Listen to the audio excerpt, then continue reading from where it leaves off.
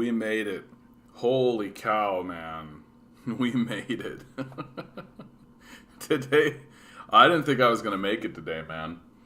So, I've been having a lot of trouble sleeping this last week with what's been going on here, with the protest and everything. And it's been making my life very sporadic and spotty. And I was up at like maybe 4 a.m., turned on my computer, and my computer wouldn't turn on. Good start, right? Good start. I tried to do some troubleshooting for myself, but realized very quickly that I'm in over my head. So I wait until there's a computer repair shop that I go to. Wait until they're open, 10 a.m., right? Head on down there, get my computer in.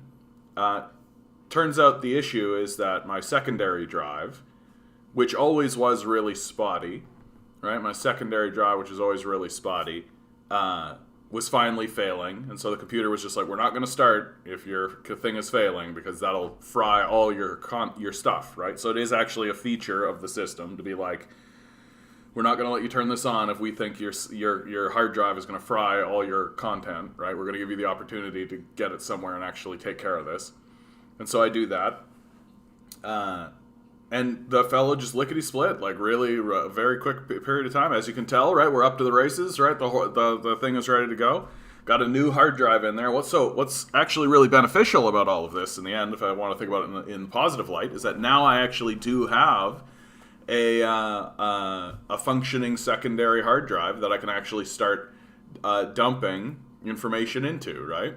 And I can start getting all this kind of stuff. This is supposed to be Ontario Walks, but or Ottawa Walks rather. But one of the funny things that's going on is that this Ottawa Walks guy is starting. People know who he is now, and so you're starting to get this dumb stuff showing up where people come in and they're starting to. So we got this Zoke fellow who's trying to promote his material. Okay, whoever this guy is. Yes, so it all worked out. It did all work out, but it made today very hectic. It means that I feel very disorganized. As you can see, I've got some news to talk about, but it's all going to be convoy stuff today, I think. No, maybe here and there, like a couple of stories popping up. Like, I mean, I really do got to point out right away, like, Elon Musk is a nightmare. Like, Elon Musk is a fucking nightmare. Where is this? I found a story where they are actually doing tests on neural implants, and they're doing tests on the neural implants on monkeys, and information is starting to come out about what those tests actually look like, and it is absolutely insane. Elon Musk's Neuralink allegedly subjecting monkeys to extreme suffering. Like, Elon Musk's brain chip company Neuralink is facing a legal challenge from an animal rights group that has accused the company of subjecting monkeys to extreme suffering during years of gruesome experiments. Like, this is super villainy shit. This is like straight up, like, walk into a lab and you're torturing monkeys kind of stuff. Like, when I was a kid, I would watch cartoons about this kind of shit, where, like, the protagonist would go into a lab and there would be animals that were obviously suffering. Like, for fuck's sake, something like Fern Gully with Batty, where he's got, like, an installed thing, right? And it drives him Batty, hence the name. Like, people should not have $1 billion. Like, no one should have the type of money that Elon Musk has. It drives you mad.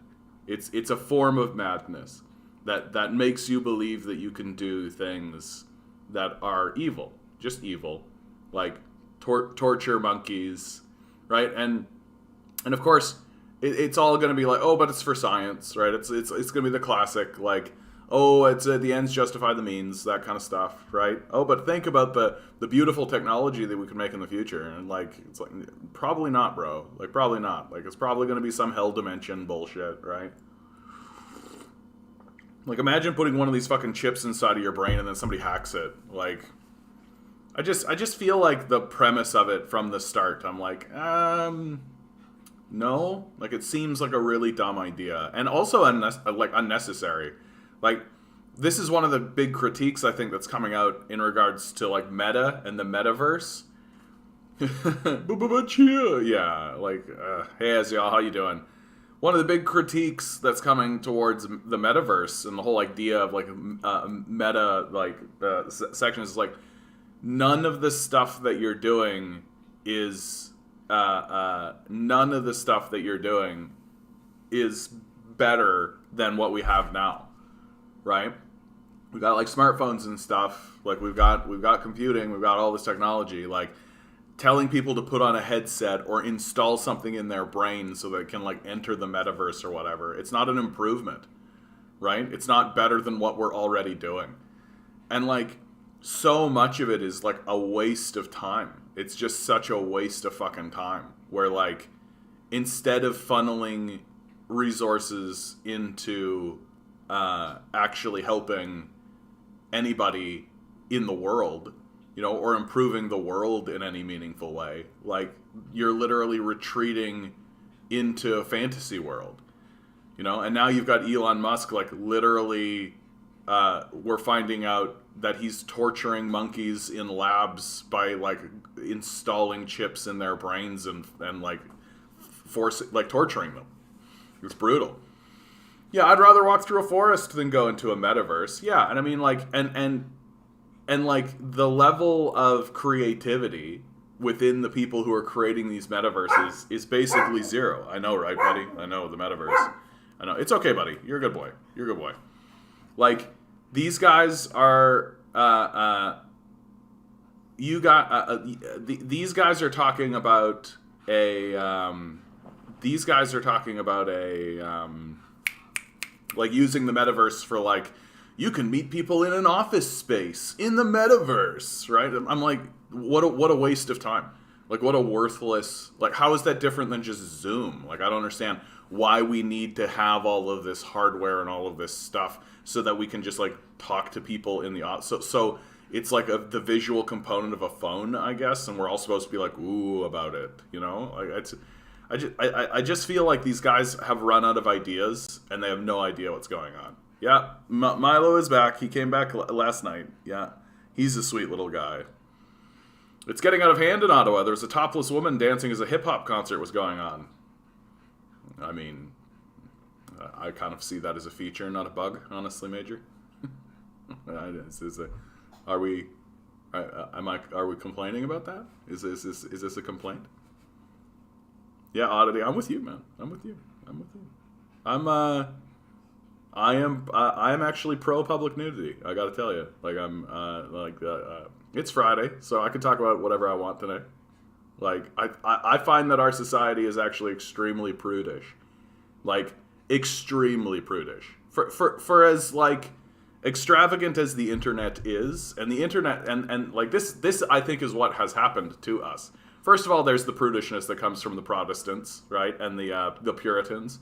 The Puritans are like the worst thing that happens to any civilization. They're like a little cancer, which is why Europe throws them out, right? They're just like, get the fuck out of Europe, get the fuck out of here, we hate you, right? And so they come and they infect North America with their garbage, right? The idea that we're supposed to hate our bodies and that we're shameful and sinful. It's like, no, I don't think that's the case. I actually think that position is a bit embarrassing, frankly. So what the internet now has done is the internet has created a false reality where nudity and sex is like right at your fingertips. Like you literally can type in a word into a search engine and get like more nudity than like pre-internet people could have seen in their lifetime. Like for real. But what it's doing is it's creating a false dichotomy, right? It's creating like it's separating, it's polarizing the society, because you have a society that is horny. Obviously, the internet has proven that. Can we deny it at all? Right? People like sex. Sex is available. Like it's right there. There's like OnlyFans. Like there's all this kind of stuff. Like it's right at your fingertips. But we still have maintained an extremely prudish, like very, very like hyper conservative mindset in reality, right, in the public space. And it is creating like odd like expectations. Like people don't know what to think or expect, or no one knows what to expect of one another or what one another wants. And so it's brought a lot of fear and uncertainty into the conversation, if you ask me.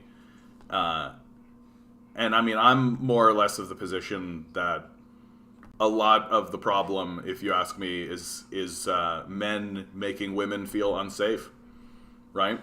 Like, and women are telling us this. Like, they're very upfront about it. Like, if a woman puts on a nice outfit, or a revealing outfit, let's say, and walks down the street, men harass her. And it's like, dude, shut the fuck up. Like, literally, shut the fuck up. Like, it's so annoying that, like, men want women to wear revealing clothing, but when they do everything they can. Men do everything they can to alienate those women so that they stop doing it. And it's like, we are very dumb. Like, that's a very, very stupid way to act. It's completely self-defeating. You don't get what you want out of the exchange. And, like, everyone should feel safe and comfortable in the society, right? Like, and we're not really interested in that, frankly. We're just interested in retreating into our, like, fake realities, right? We're interested in retreating into these meta spaces, these digital hallucinations, all of this kind of stuff. And it's just like, I don't know. There just comes a point where I'm like, man, we got to get over it. Like, we got to get over a lot of stuff. Like, just like straight up, like, but we're not there. Like, we're not there as a society. Like, we barely have a culture. Like, our culture is literally like Timmy's. Like, that's our culture. It's as embarrassing as it gets. So it's difficult to actually have, like, meaningful conversations or to meaningfully move the society in ways when you don't really have a culture, right? Yeah, the whole thing that men can be topless but women can't is a gross display of sexism. I mean, technically in, I don't know about Ontario-wide, but in Toronto, the city of Toronto, women can be topless. Like, it's legal.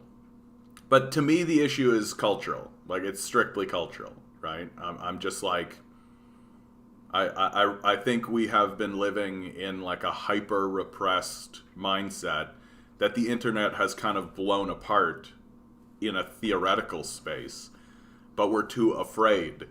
And there's reasons why we're afraid. Like, men in our society, like, we're in a white supremacist, like, male-dominated society. So men are hyper-aggressive towards women. And that's visible and observable. Like, I don't see any reason, like, and let's be really frank, like, pornography is very aggressive to women. Like, very, very aggressive. Like, people should be free to do as they would like to do and be safe while doing it. That's my position completely. But the only way that people could become safe doing it is if the society gets it in their head that people should be safe, right? But that's not what we think, right? People feel like they have the right to go up and shit on people in public and say snide comments and just be shitty generally, right? And that's called free speech, right? Like, that's what's interesting about the free speech argument, is that it really does seem like what it's being used for is I want to be able to berate and make women feel afraid. Like, that really seems to be what it's about. So it's like, oh, okay, like, we need to protect your right to make people feel scared so that the society is worse and everyone is just shitty generally. Oh, okay. Like, there's just no sense of, like, how self-destructive and stupid that is. And there's no sense of, like safety first, you know? Safety first. I'm a social worker and we pay attention more to body language than anything else. Yeah, if I try to work with someone in the meta and their avatar is a marshmallow, I lose 75% of the language. Yeah, there's that too, isn't there? Like, there's that too. I also am I think that it will just, like, if you try to create, like, a digital club, for example. I saw a clip recently of someone doing, like, metaverse stuff, and he was basically just going around trolling people the whole time. to the degree where they were like shouting at him, telling him to go away, but there's nothing that they could do, right? And like people would come up and like confront him for his shitty behavior as he's like harassing women, and he would just laugh at them because there's nothing that they can do to him, right? What are they supposed to do, right? There's not even the threat of physical confrontation, right? And it's just like the worst aspects of the internet, but then also like trying to create this like and I don't honestly get why anyone would want to spend their time like going to like a digital nightclub or any of this kind. Like, is it actually going to be good? Are you actually going to have a good time? Probably not. Like, it just seems like because the underpinning inference on the entire idea of the metaverse is that the only people who can enter it are people who can afford to purchase the hardware required to be in it. So the only people who are part of it are rich people. Really. Like, the only people who will ever be part of this like metaverse thing are rich people. And so we're making all of this specialized hardware, right?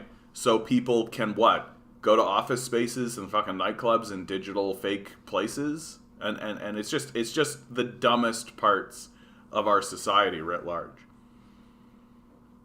Being born in North America is really, I mean, it's like anything. It has its ups and it has its downs. Like there are positives to being in North America at this moment in time, right? There is a certain degree of like, you know, kids aren't being thrown into cobalt mines. We're the ones throwing the kids into the cobalt mines. Mole Esther, don't know if I've ever seen you here. What a brilliant first comment. I mean, I wish women walked around naked. I mean, I just feel like anybody should be able to. Like, guys, this rabbit hole, I could go so far down this rabbit hole. Like, why isn't there like a state-sponsored fitness program?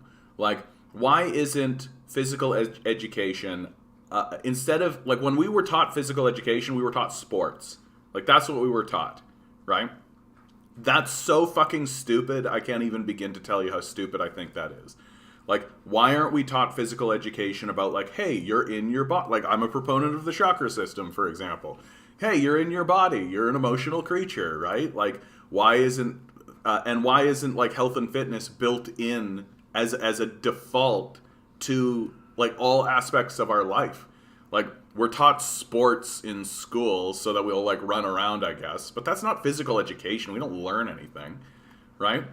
And it's just like, I just feel like we could be a much like when I was in theater more, I would interact with dancers all the time. People who have been dancing from the like I was born, and the moment I was on my feet, I was dancing, and like they've gone to all the dancing classes, done all that kind of stuff, and just straight up, like physically speaking, they're better. Like they're just better off than the rest of us. Period. Like you just see it as they're walking around and doing their stuff. They're just in their body, and they're more in the world, and they are inhabiting life more.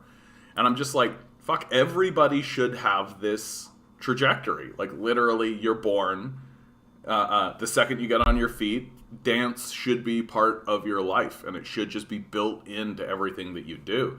Because a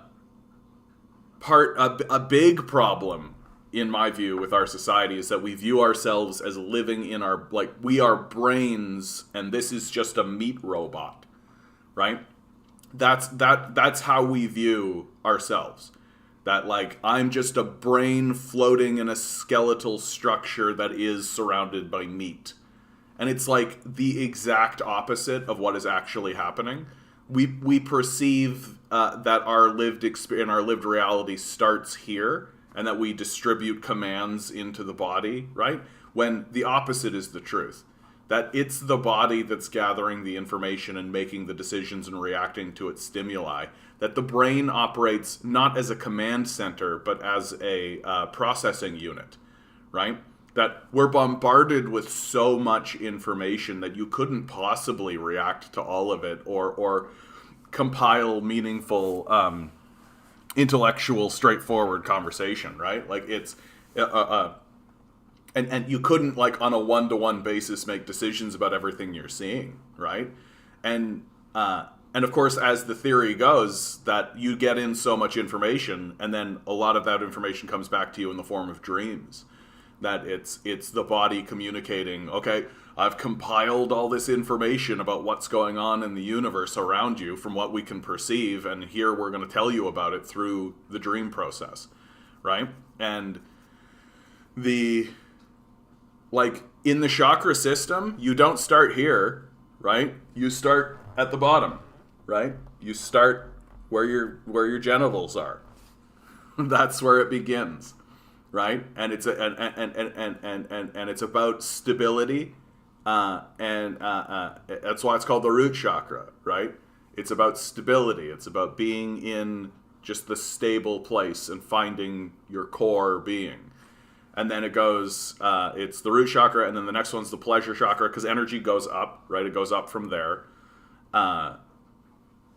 And this is where the concept of, like, men have two brains, right, kind of thing. And, like, people have two brains, because, like, honestly, women have two brains, too. But, like, there's a truth to it, right? Like, we have impulses. We have, Terence McKenna had a lot of interesting theories that I disagree with. Like the stoned ape theory, for example. I don't agree with this. I don't think the stoned ape theory makes any sense. Like, the more I look at it, the more I'm just like, don't think so. Like, nice idea, but I don't think so. I think that there's a more reasonable development path for why humanity became the way it is. Let's get off that tangent. I agree with you that it's cultural, meant cultural, not legal. Yeah. How do you feel about centrists who say the left is mean and pushes them to the right? They're not centrists.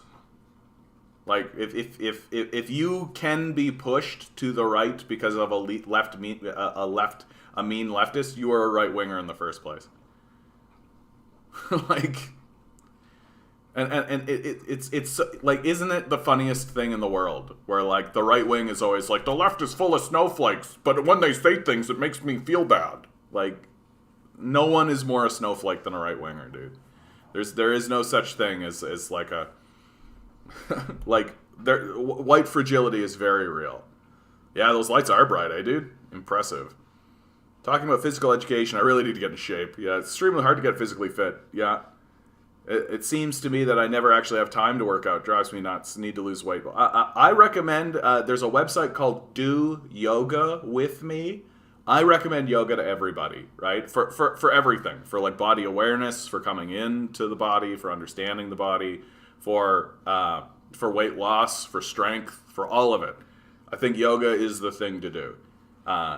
It's not like the soy boy, like, oh, do you even lift, bro? And you're not going to end up with, like, big fucking muscles and stuff, but you're going to live in your body, right? And and what's great about Do Yoga With Me is that there's a lot of free stuff on it, and a lot of stuff that caters to people who literally are just like, you are just starting. So we are going to just start, and, like, there's 15-minute videos. I really, really recommend it because that you can really ease in, and also yoga is, like, just a really good way. Like, it's I shouldn't say it's difficult to hurt yourself when you do yoga, but it's more difficult to hurt yourself through yoga because you're just interacting with yourself, right? You are your own weights. You are your own stuff. Yoga and hashish have a long history together, yeah. And I do want to talk about a little bit more about Terence McKenna's stoned ape theory, right? I like, the thing I don't like about the stoned ape theory is that the whole idea is that apes ate psychedelics and then ascended to a higher form of consciousness, right? And I actually find that, like, and I don't think McKenna meant it to be this way, so I don't want to dump that on him for sure, but I do think that it's just insulting to other creatures, to other animals. Like, certainly there are other animals who have taken psychedelic drugs and, like, have had psychedelic experiences. That's certainly the case, right? And it could perhaps even be the case that these creatures have also ascended to some kind of higher form of thinking and all of this kind of stuff. the true thing that separates humanity from the rest of the species is our ability to interact with the abstract space, right? Like, that's the thing that matters the most, and is very clearly what actually happened in my view. That it isn't. And I like the Stone Ape theory solely for the reason it gives me justification for doing psychedelics. You don't need a justification to do psychedelics. Like, the earth grows them. Just don't do too much. Everything in moderation. Like, I know a guy who does psychedelics like once a week, and I'm just like, dude, your brain is, and his brain is fried. Like, you can't trust a thing he says, because his brain is gone. Like, he doesn't live in the real world, and but silence. Oh, it's my brother. Come on, Chris. You know I'm doing this right now, bud. So this theory of human development that I want to talk about it because I never hear anybody talk about it. But I think it's crucially important, right? That human society and human civilization develops because we evolve the ability to articulate a high array of sound effects, right? Like ba, ga, t, all of that stuff, right? Right? Like my dog can't do any of that. And it's through like a process of thousands of years that we begin to create a robust language system with each individual word being a meaning for something in the world, and then us creating words that are about abstract concepts like love, right? Compassion, right? These sorts of concepts that live in the abstract space, right? So not only are we interacting in an abstract space, we are acknowledging that there are things within the abstract space, and that arises because of our ability to articulate clearly to one another, right? Like, I've always said, like, an ape could have the realization about calculus. Like, an ape could be sitting in the middle of a field and then be like, wait a minute, I know calculus, right? And just, like, come to calculus, but it could never articulate it, right? Could never tell all the other apes around it, right? Because they don't have a language system, because they don't have the ability to articulate these things. And we know that apes can understand language because there are apes that we teach sign language to, and they tell stories, and they communicate with us, right? So, to me, the stoned ape theory kind of falls apart, and what seems to matter more is that we managed to evolve an articulative system that is robust enough to allow us to enter and live in the abstract space and create something of a collective consciousness. And then once writing becomes part of that,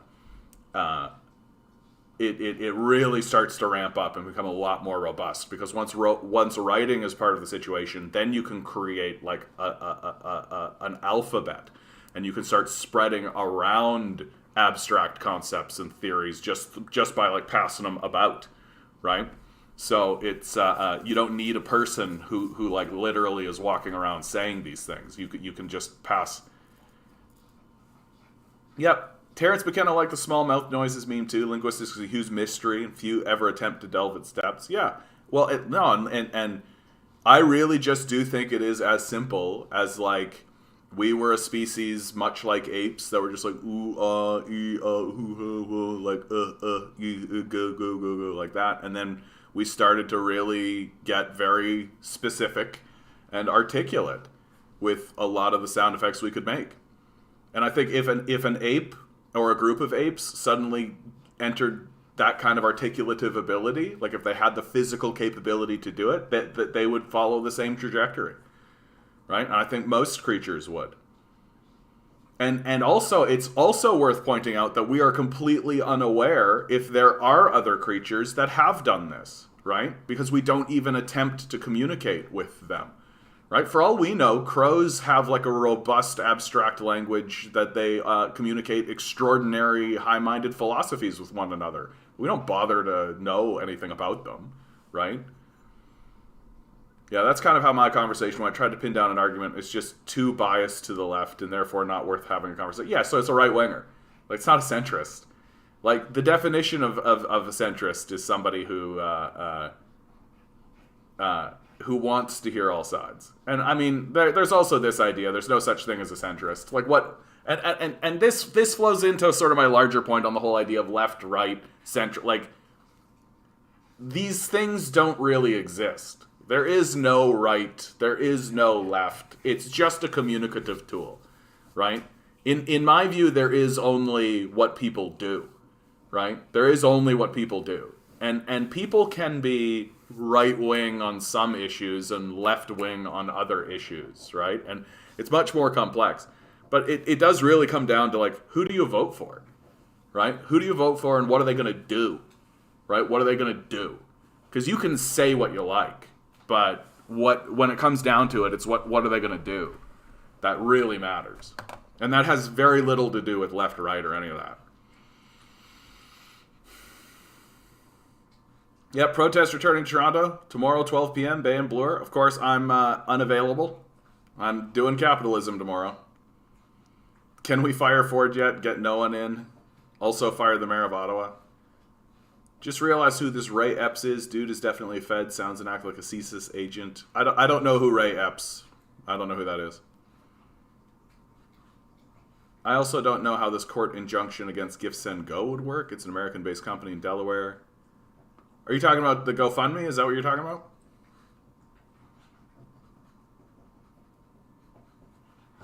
Like the ground of apes on screen. That the male sex workers in Ottawa are having a banner here already. Well, and there's all right. Before we move on, let's do the number drop.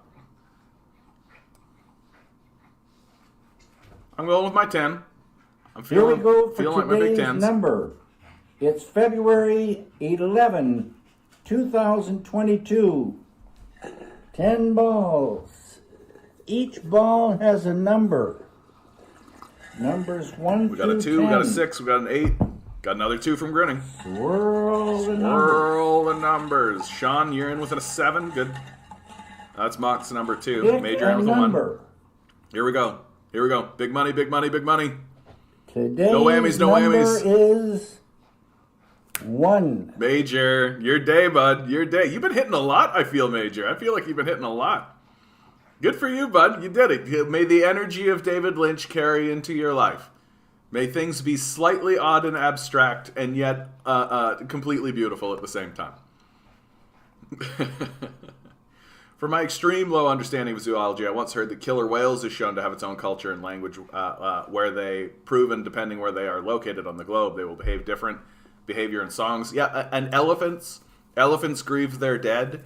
If you give an elephant paint and a paintbrush, it'll start painting pictures and stuff. Like, animals are not that much far behind. Like, they're not very far behind us. Oh yeah, what is song number 1? What is song number 1? I haven't done that in a long time. Thanks for reminding me, bud. Let's go. I think I know what song number 1 is, actually. Yeah, I know what song number 1 is.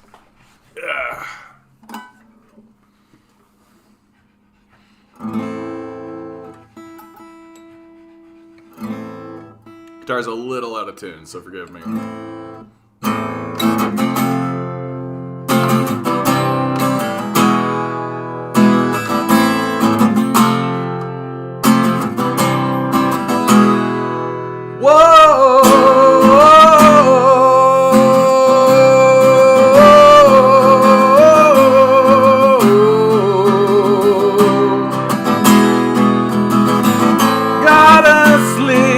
Another month inside this car. The wage they pay me with don't get me very far.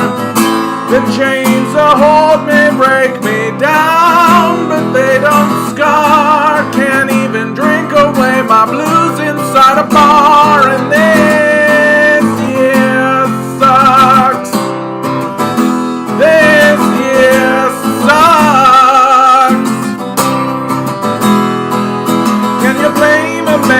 for trying to give it up, and this year sucks. Another day won't help that pain inside your back. The days get harder, but it's too hard to keep track. They keep you tied before your soul opens a crack. And God don't care what monkeys think about the facts. And this year sucks. This year sucks. Can you blame a man for trying to give it up? And this year sucks.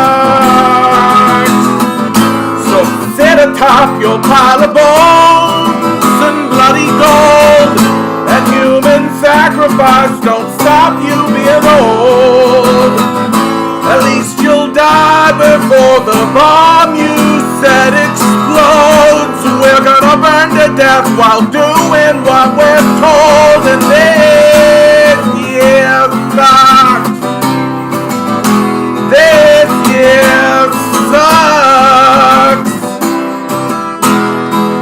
Can you blame a man for trying to give it up? And this year sucks. It burns down anyway. It burns down anyway. It burns down anyway. It burns down anyway. Yeah.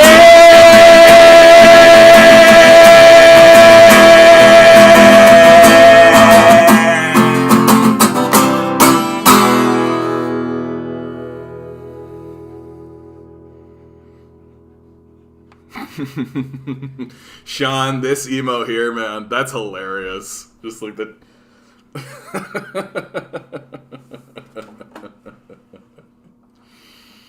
Oh, yeah.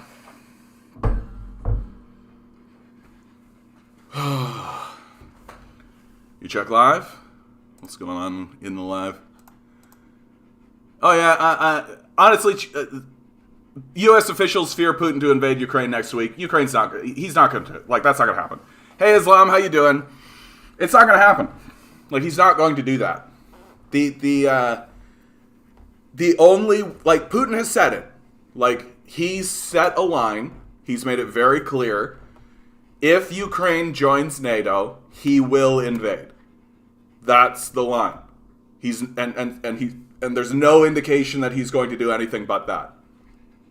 So, unless the United States is stupid, and they are, fundamentally, they're just going to back off the NATO thing and de-escalate the situation. That's likely what's going to happen. And the whole, Putin's going to invade Ukraine thing, it's just a convenient way for the power structure to galvanize the public and also simultaneously justify their presence in the region, right? That, anybody who takes a look at, what's actually going on in that space, yeah, Canada's been saber-rattling is exactly the term, right? It's just saber-rattling. It's just a way to make sure that the American public doesn't stand up and go, wait a minute, why the fuck are we even there, right? Why the fuck are we even there? Why the fuck are we doing any of this kind of stuff? And just yesterday I was talking about how little I knew about Africa, and then what pops up on my feed but a Democracy Now! Article. Wave of coups disrupt Africa as U.S. trained soldiers play key role in overthrowing governments. Right? Oh, did I lose the picture I had? I did have a picture. Oh, well, that's fine. Oh, no, that's it right there. A map of military coups in Africa since 1950. Not all of these are American, but, you can get a pretty good sense of what African politics looks like pretty quickly. The African Union is condemning a wave of coups in Africa, where military forces have seized power over the past 18 months in Mali, Chad, Guinea, Sudan, and most recently, in January, Burkina Faso. Several were led by U.S.-trained officers as part of a growing U.S. military presence in the region under the guise of counterterrorism, which is a new imperial influence that supplements the history of French colonialism, says Brittany Meck, an assistant professor at Williams College. Some coups have been met with celebration in the streets, signaling armed revolt has become the last resort for people dissatisfied with unresponsive governments. Between the U.S.-led war on terror and the wider international community's fixation on security, this is the context that centers, if not privileges, military solutions to political problems, adds Samar El-Balushi. Really? Balushi? All right, amazing. Contributing effort for Africa is a country. Like, we're fucking around in there, right? The way we do. Like, the way we do, right? Like, just keep beating them up. Keep fucking around with them. Keep blowing them up, right? Very, very, very simple, straightforward stuff. The normal shit that white people do and then deny that they do, right? Like, it's how we roll. It's how we roll. It's who we are. All right, let's say farewell to the Ottawa walks. I love doing this Ottawa walks thing, by the way, just like I like the Chinese walk or the China walks, because it gives a good sense of what's going on in the streets, and I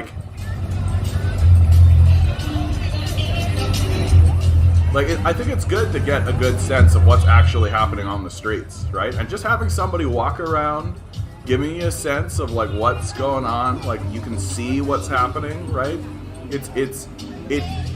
You enter a no bullshit space. I think that's what I really like about it. You really enter a no bullshit space.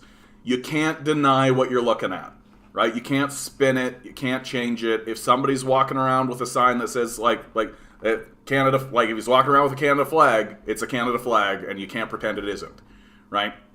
And if that sign had walked in and had been "fuck Trudeau," you would have just been like, yeah, okay, there they are, right? That's what I really like about these walks, and clearly there is a passionate upswell. Clearly there are people who are heavily engaged in this. I'm going to push this one down a little bit, talk about that later. So, this is just a random comment, but I think there's truth to this, right? The actual truckers involved have no idea of their financial ruin. Insurance companies are revoking coverage as we speak. Policies are not viable for non-commercial use, such as protests or living in the vehicle with children. This will trigger lease cancellation, as all leases require uninterrupted INS coverage, insurance coverage. The traffic violations should trigger Ministry of Transport revocation of CVOR certificates and Class A licenses. These truckers will never drive again. They got drawn in by some far-right anarchists and will lose everything they own. I mean, far-right anarchists. And given some of the statements that are beginning to come out of Trudeau warns of severe consequences for anti-vaccine mandate protesters who don't stand down, given the statements coming out of the Prime Minister's office, yeah, that's going to be the case, right? Trudeau said the protesters must stand down or face severe consequences for any illegal activities, consequences that include the possibility of criminal charges and steep financial penalties. He said that the federal government will no longer tolerate activists who take the economy hostage and bring life to a standstill in the nation's capital. Trudeau said authorities are prepared to hit protesters where it hurts the most by suspending commercial trucking licenses and pursuing charges that could result in jail time. He also warned that criminal sanctions could be leveled that would stop the protesters from ever traveling internationally again. So if you're a trucker and your job is to travel between the Canadian-American border, bye-bye. Like, bye-bye. And what you're seeing here, right? Let's bring this into the wider context of our own building up of a protest movement. Look at what they'll do, right? Like, I mean, and I'm glad to see that there's a certain degree of consistency. Like, similar things were done to the occupiers, similar things were done to the Black Lives Matter protesters, right? That kind of stuff. So the power structure is showing that it's protest they don't want, right? They don't want protest from of any stripe, and it is a very stern warning from Justin Trudeau. And in my view, like, I mean, Justin Trudeau has said previously, like, military tells Ottawa to find someone else to evict the truckers, right? So the military is being like, and the same thing with the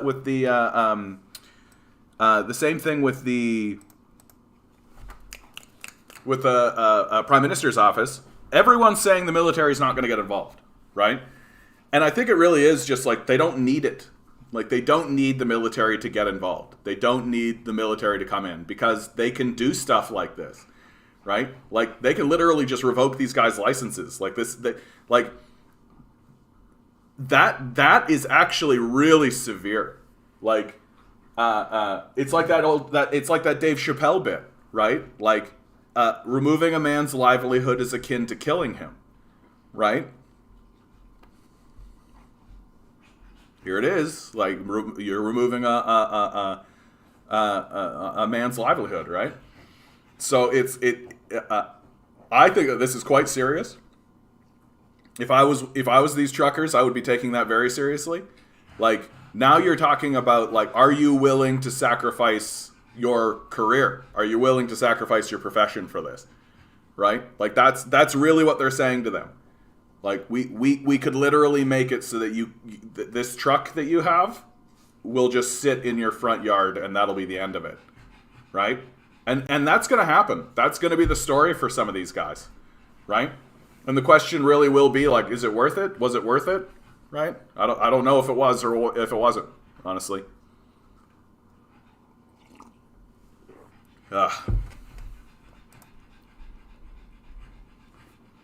Canada's trucker protests are proof that pandemic culture wars can't defeat far-right populists.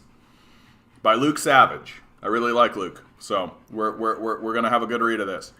A few weeks into last fall's Canadian federal election, Justin Trudeau's Liberals seemed to be in trouble. Having called an early campaign for no particular reason besides it looked politically opportune, a swift spike in the polls for the Conservatives briefly made a defeat a genuine possibility. But then something happened. Irate crowds, showing up to protest the government's COVID-19 policies, began to appear at the Prime Minister's campaign stops. Soon enough, some in the crowds were tied to the far-right and Nativist People Party of Canada, Parti Populaire du Canada, PPC, led by former Conservative Cabinet Minister Maxime Bernier. Flailing since the beginning of the campaign, the Liberals suddenly had a narrative. Denouncing anti-vaxxer mobs and linking them to his Conservative opponent, Trudeau also used one French-language interview to make an even stronger statement about anti-vaxxers. A group, he said, that didn't believe in science or progress, and was often very misogynistic and racist. Trudeau's comments, as far as I can tell, never properly penetrated the Anglo-Canadian mainstream. Try searching the websites of major newspapers for coverage of the interview, and you will mostly come up short. What you will find, however, is a deluge of content related to them from right-wing media outlets in Canada and abroad. As a short-term electoral strategy, it worked. The Tory surge failed to materialize, and the Prime Minister, albeit with fewer overall votes than his Conservative opponent, narrowly kept his job. The far-right PPC, meanwhile, ultimately ranked in hundreds of thousands of new votes. As a Canadian who has spent the past several years writing about U.S. politics, the chain of events spanning last year's election to this month's self-described Freedom Convoy protests has left me feeling an ominous sense of déjà vu. This is not owed to some naive concern that the protests signal the beginning of proto-Trumpian politics north of the border. Canada has been a hotbed of far-right activity for years, and it's silly to pretend otherwise. Rather, it's because I see a replication of an odious and all too familiar culture war dynamic, pitting finger-wagging urban liberals against an ever-radicalizing right wing that pretends to stand up to elites and speak up for workers. There can, of course, be no doubt about the reactionary bent of the crowd that has spent the past week occupying much of downtown Ottawa or the far-right backgrounds of its leaders. Whatever ostensible connection these protests have to labor issues or the trucking industry, it's clear they've in practice become a more ecumenical expression of right-wing politics in the COVID era, and have drawn in a range of converts, including openly racist and extremist elements. It's also clear they've successfully mobilized people less immersed in the traditional right-wing milieu, a fact that became quite evident to me when I surveyed the large demonstration in my own city of Toronto last weekend. By most measures, they have also been alarmingly successful, notwithstanding low turnout from actual truckers and overwhelming opposition from Ottawa residents. Already besieged after his failure in last fall's election, the Conservative Party's weather-vane leader, Aaron O'Toole, has been shown the door, with right-wing MP Pierre Poilievre currently the frontrunner to replace him. Well over 100,000 people donated millions to a GoFundMe campaign before it was shut down, while the country's most well-known banker invokes sedition. Meanwhile, the protests have won plaudits from right-wing media across the globe, inspired copycat actions, and even been endorsed by the world's richest man. The uncomfortable reality is that even fake astroturfed populism can mobilize real popular support. Far-right politics do not exist in a vacuum or arrive suddenly like a random weather event. They flourish in conditions of economic hardship and social alienation, and are often aggravated by the cynical behavior of traditional political elites eager to distract from their own failures. The current moment in Canada is no exception. Nearly 2 years into the pandemic, the country remains in a quasi-state of emergency, but the language of togetherness and social solidarity of its early months are long gone. Although with many of the benefit programs that supported people throughout the initial lockdowns. Even as the highly infectious Omicron variant has rampaged across the country, elected leaders, including Trudeau himself, have continued to place blame for the pandemic squarely on the unvaccinated. Though it's since been abandoned, the Premier of Quebec even floated the idea of a punitive new health tax on anyone who refuses a jab. Access to rapid COVID testing has, until recently, mostly been a Wild West, available to those willing and able to pay. Canada, meanwhile, has joined the chorus of wealthy countries siding with Big Pharma to resist a global patent waiver that would allow the mass production of vaccines and their delivery to people in the developing world, helping to reduce the prospects of future variants. As millions lost their job or risked infection performing essential work for low pay, the nation's most elite corporate executives continued to get richer. While those in white-collar employment are able to work from home, inadequate income supports are leaving some low-wage workers with no choice but to go to work even when sick. As no less than an MP from Trudeau's own party pointed out this week, public health directives remain confusing, and it's unclear what, if any, benchmarks the federal government has set for the phasing out of the various restrictions currently disrupting daily life. Right-wing populism, whatever its champions might say to the contrary, has no solutions to offer here. But a key lesson of American politics since 2016 is that reactionary sentiment cannot be beaten back through shame and moral condemnation, and will continue to gain steam in the absence of a strong populist left alternative to the COVID culture war. For a variety of reasons, millions of Canadians have yet to be vaccinated. We simply can't afford to write them all off as irredeemably backwards deplorables, nor leave any more of them to be organized by the right. Good article by Luke, and hi, right? A strong populist left alternative. What are we doing here? What are we doing here? Right? Good opportunity to say like, share, subscribe. Please actually share it. Tell your friends, tell your family, tell people I exist. YouTube doesn't. So if you don't spread it around, right? If you don't spread it around, we don't get known. And also, like in all seriousness, if you have $1 jangling around in your pocket, right? Consider me the homeless guy in the street, being like, do you have $1? Do you have any change?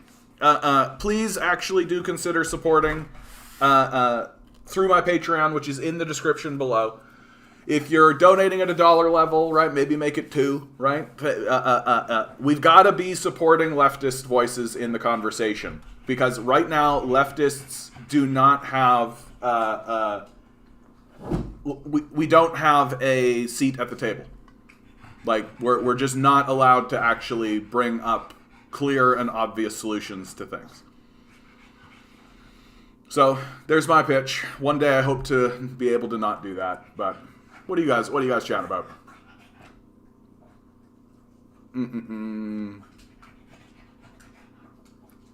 A world of financial and bureaucratic pain. Yeah, exactly. Which I'm sure the right wing will never will understand immediately, right? Pierre Trudeau removed the PM power to call the military to solve domestic disputes, so I don't get why people keep talking about why Justin Trudeau have that kind of power. Yes, Pierre Trudeau did use his military power in the FLQ crisis, but after the crisis we brought in the Charter of Rights and Freedom. Well, the military was also brought in during the Meech Accord, right? Like, when it was Indigenous people that were organizing in protest, the military had to come in, right? Man, none of this happened if the mandates never happened. Yeah, that is true. It does seem like the mandates have been a real spark point for lots of people. The bridge too far, right? And like I'm quite pleased that I kind of took a I guess conservative position on it, like a really just like I saw other people who called themselves leftists being like, mandates, we need mandates. And I was always just a bit like, do we need mandates? Like, how important are these mandates? Like, why? Like, why? Like, most people are already vaccinated, right? Vaccination is already, like, fairly robust in the first place. And there really is going to come a point. Like, this is my big thing about all of this, right? There really is going to come a point, like, whether you like it or not, where the society is going to decide to reopen, right? That, like, Omicron wasn't as, like, deadly as people like to think. And I keep talking about this, and I'd love to see, like, a comparison. I'm doing this so that I can remember to do it, because I keep forgetting. A comparison between the flu and Omicron. Like, I'd really, really love to see straight up just like 2010 data on the flu versus today's data on Omicron. And if they're at all similar, like, the story's over as far as I'm concerned, right? Like, we lived with the flu for decades and decades and decades. Like, and there wasn't this, like, shutting down of the society and all this kind of stuff. My concern is, and somebody said it down here, they were like, what is the left, the question is, what is the populist leftist position? We are hyper-focusing on this idea of, like, if we reopen, everything will be fine. And it's not going to be the case, because capitalism is a psychopath, right? Like, we need robust support systems. We need to be able to reopen into a situation where everyone's base needs are taken care of as a default in the society. We need to confront capital in very, very serious ways. And, like, if you want about COVID, like, my strongest position in the COVID conversation is that these vaccines should be open source. Anyone should be able to make these things. The idea that it's like a small group of capitalists withholding this information, like, get completely fucked. Like, get completely fucked out of the conversation completely. Like someone like Bill Gates is like a psycho. Like, straight up, like, withholding the vaccine from poorer nations. Like, get completely fucked. Can you imagine if Trudeau had to deal with anti-capitalist protests, Occupy Bay? Do you think he would be nicer in the way they're dealing with the truckers? They would be worse. I mean, I gotta be honest. Actually, from what I have seen, and the comparison between Occupy and this movement is actually quite apt, because they're very similar in many ways. Outside of, like, you know, these guys have trucks and shit, but, like, I think the way that the Occupy, like I was pretty deeply involved in the Occupy movement, and like the way that these truckers seem to be being treated seems pretty close, frankly. Like, and I won't be too surprised if it ends in the same way, with just police forces clearing these places out, and just finally going through and just being like, "You're done. Like, get out of here," right? So, I see a lot of similarity. I don't actually think that a left-wing Occupy style movement would be treated worse, because from what I'm seeing, like Occupy was there for months, right? Like the Occupy movement lasted a long time. Like it was a big movement, and I think the big reason why the power structure is really turning against these protesters is because they're blocking that bridge. Blocking that bridge has really been a moment for sure, and also has also effectively cooled a lot of these politicians down, right, on the mandate question. Like some of these politicians, like it's fair to bring up what Quebec was considering, like a tax, like this sort of stuff, right? And the protest has definitely worked in regards to just cooling down people's demand for mandates. Because I think that the people who were talking about mandates, I've never seen anybody be like, mandates or death. I've never seen that level, right? It's always been well, it makes sense to have a mandate, so there are people who are resistant to this, so having a mandate, and so it's that kind of bureaucratic sort of disconnected elite way of thinking, right? That they kind of walked into the weeds without realizing that the people that there are people in the conversation who are if you mandate us, we are willing to die. We consider this an issue of freedom to the core of our being, and we will fight you to the death over it. I just don't think they saw that coming. Really, I don't think they saw it coming to this level. Because if they did, then they would have backed off way earlier, right? Because it would have been way easier for them to float the idea of mandates, see that there is this strong contingent of Canadians who are if you mandate us, we will fight you to the death, and been okay, maybe not then, right?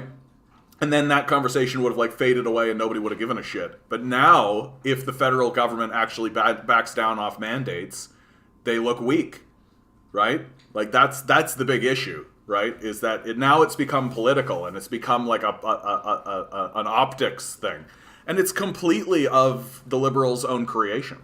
Right, it's completely of their own creation. It's the classic capitalists don't plan, they don't actually think things through, and they've stumbled into this incredible quagmire of an issue that is absolutely and most certainly going to be an election issue. For sure, Pierre Poilievre is going to bring this shit up. For sure, even as Pierre Poilievre himself is backing off, right? And he's starting to back off. Do I actually have that? He's starting to back off of I don't have it at my fingertips, but he's starting to back off of his support for the protests. He's not turning, it's not a 180, but he's definitely backing off of it. But he's still going to bring that shit up. For sure he is. According to John Hopkins, mandates restrictions only saved 0.02% of yeah, and I mean, and that's true, Vince. There is new research and new information coming out that is being a bit and I start to wonder how much of the lockdowns were really all about ensuring that the healthcare system didn't get overwhelmed, which then leads me down the path of being okay, well, if the concern was that the healthcare system was going to get overwhelmed, why are we not funding it more? Why have we worked so hard to defund the healthcare system? Oh, it's because we want to privatize it. That's kind of what I think is actually happening in regards to this conversation, right? That we got caught in the process of attempting to privatize a system that we actually then needed to rely on.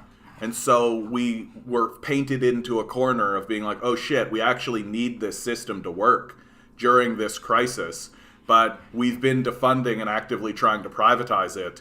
So what do? I guess we lock down, right? Support systems, I guess. Shit.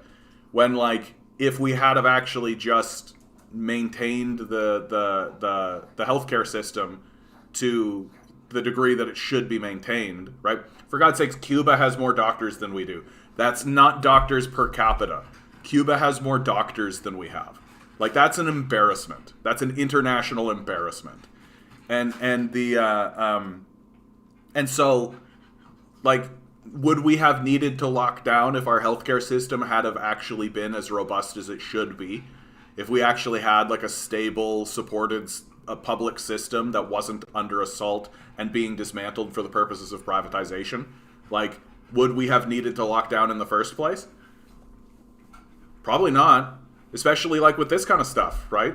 So I think what we're facing really at like the end of the garden path in regards to the COVID conversation is that we were punished hard for dismantling our healthcare system.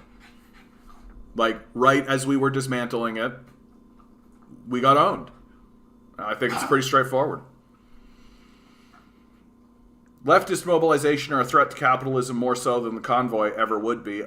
Their blocking down of that bridge is actually very impressive. I've got to say, like, I know that what they're asking for is let's get back to Denny's, right? Like, I get that, but like, that's ballsy. That's a real ballsy move. Like, it's one thing going to Ottawa and honking some horns and really shutting down. They're shutting down a major piece of infrastructure that's getting the president of the United States involved in the conversation. Like, that's really, really fucking ballsy.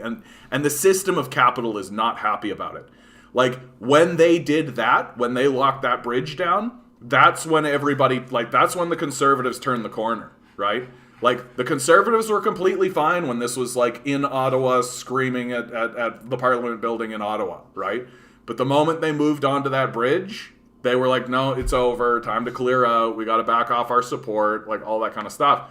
And it just really shows you that as long as the issue was within the culture space, right? But the moment it became monetary, the moment it became, like, serious, then the conservatives sort of show their true colors about where their support actually lies, which isn't with the working class. Like, shutting down that bridge is actually a working class moment. Like, that's actually something serious and ballsy and respectable. I respect it. Like, that's what protest movements should be doing, for sure. Shutting down major infrastructure like that, oof, that's how you get shit done. They're like this mandate movement, like, a lot of those guys are gonna get punished for it. Absolutely are gonna get punished for it, but it's gonna work. Like, it's gonna work. Like, all of the mandate shit is gonna come down. Like, it's gonna end. Even liberal voices within the party itself are beginning to be like, yeah, do we need this? Like, is this actually as important as we think it is?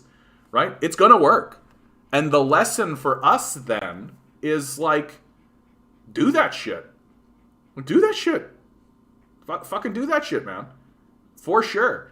Now, you are correct, though, that I do think leftist mobilization would be more of a threat for capitalism, because the reality is that Convoy, their goal is reopen the economy and let's get back to Denny's, right? So that by itself is, like, in an over, like, in a large scale meta kind of thing, is not that threatening to capital. In the immediate, like, you've shut down this bridge sort of way, that's quite serious. But a leftist movement would be more along the lines of, like, we're shutting down this infrastructure, we're surrounding the halls of power because no more homelessness. Like, end this system of wage slavery. Like, this is a system of wage slavery. It needs to end. And that demand is very serious. The capitalist death cult would be very, very, very disinterested in seeing that movement flourish and be alive. So but the lessons that we should be learning, and there are lessons to learn from this freedom convoy, it is that shutting down major infrastructure and surrounding the halls of power works. They're getting what they want. Like, it's working, right? We should do it. We should absolutely do it. and start saying things like, yeah, we should probably be incarcerating some of these guys that were sending around disinformation about climate change, right? Like, we should probably incarcerate those guys, right? Send them to The Hague, right? Have them tried for war crimes, that kind of thing. Like, so there are definitely lessons to be learned, and to see how serious this actually is. Meanwhile, speech disorders, suicides, drug addictions have been on the rise for over a year. 30% of speech disorders among those under 6. Yep.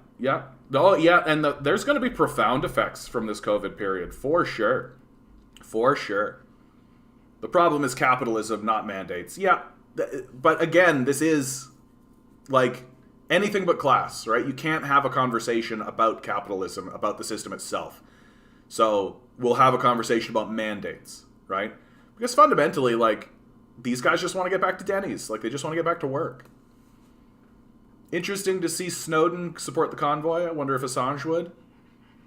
Yeah, I mean, and again, this is why I say over and over, like, left-right doesn't actually exist. Like, it's just what people are doing. It's just their actions. Like, and I don't know, it is actually possible that this freedom convoy suddenly turns and is suddenly like, yeah, wait a minute, we could use this clout for something more serious than just, like, end mandates.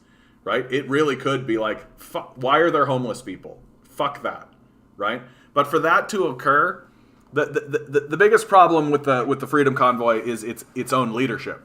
Like, the leaders are white supremacists, right? They're and really, like, if you were to stand in front of these guys and say, like, hey, why are there homeless people? Like, we could just eliminate that problem. Like, why don't we use the Freedom Convoy in order to facilitate that? They'd just be like, get a job! And that'd be the end of that conversation, right? As far as they're concerned. Yeah, but a 30% increase in over a year, yeah, I think that's directly related. Well, I mean, and you think about, like, kids did not get an education over this period of time. Like, they didn't. Like, there's just no, I don't think it's defensible to try and pretend as though kids actually got an education during this period of time.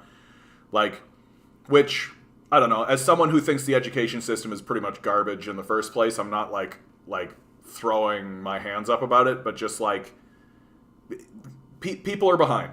It's definitely set us back, for sure. It's really sad to see us. Oh yeah, all of these kids are really going to struggle, dude. All of these kids. Like, but I also think it's going to plant a lot of seeds of revolutionary thought inside a lot of these kids. A lot of these kids are going to come out of this situation. Like, if I was a teenager over this period of time, I'm coming out of this situation being like, fuck this whole thing. Like, fuck all this. Like, what the fuck are you even talking about? Like, yeah, I feel bad for kids. Yeah, growing up right now would suck, dude. For sure it would. For sure it would. I hate it when it does that. I wish I could stop it from doing that. It's like snaps down, and I lose my spot, and then I gotta go like this.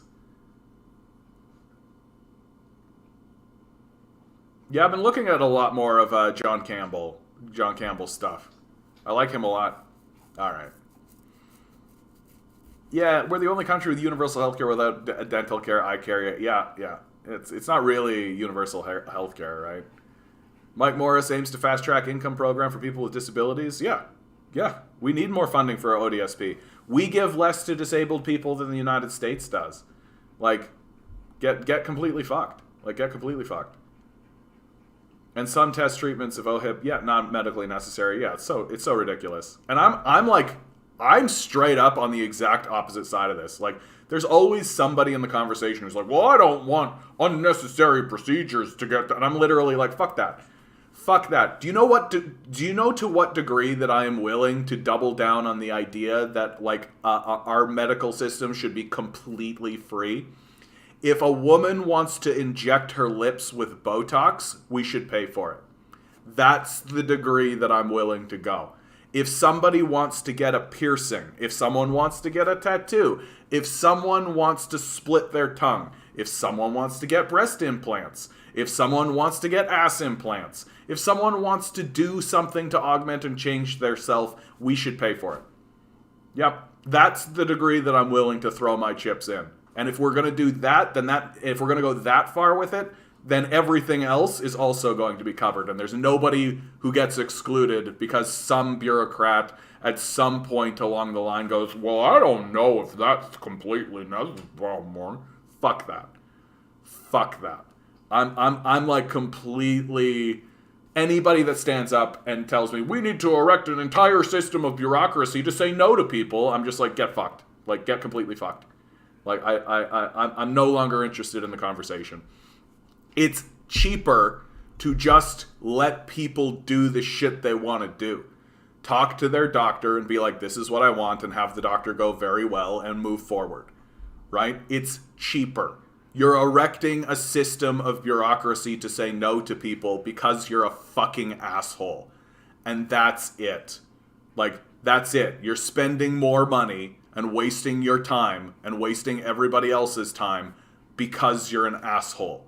And there's no other explanation, right? Because if you're like one of these bottom line conservative capitalists, well, you're spending more to hurt people. That's what you're doing, right? Like I remember when I was a kid, there was this story that came out of France where a French woman had lost a whole lot of weight, right?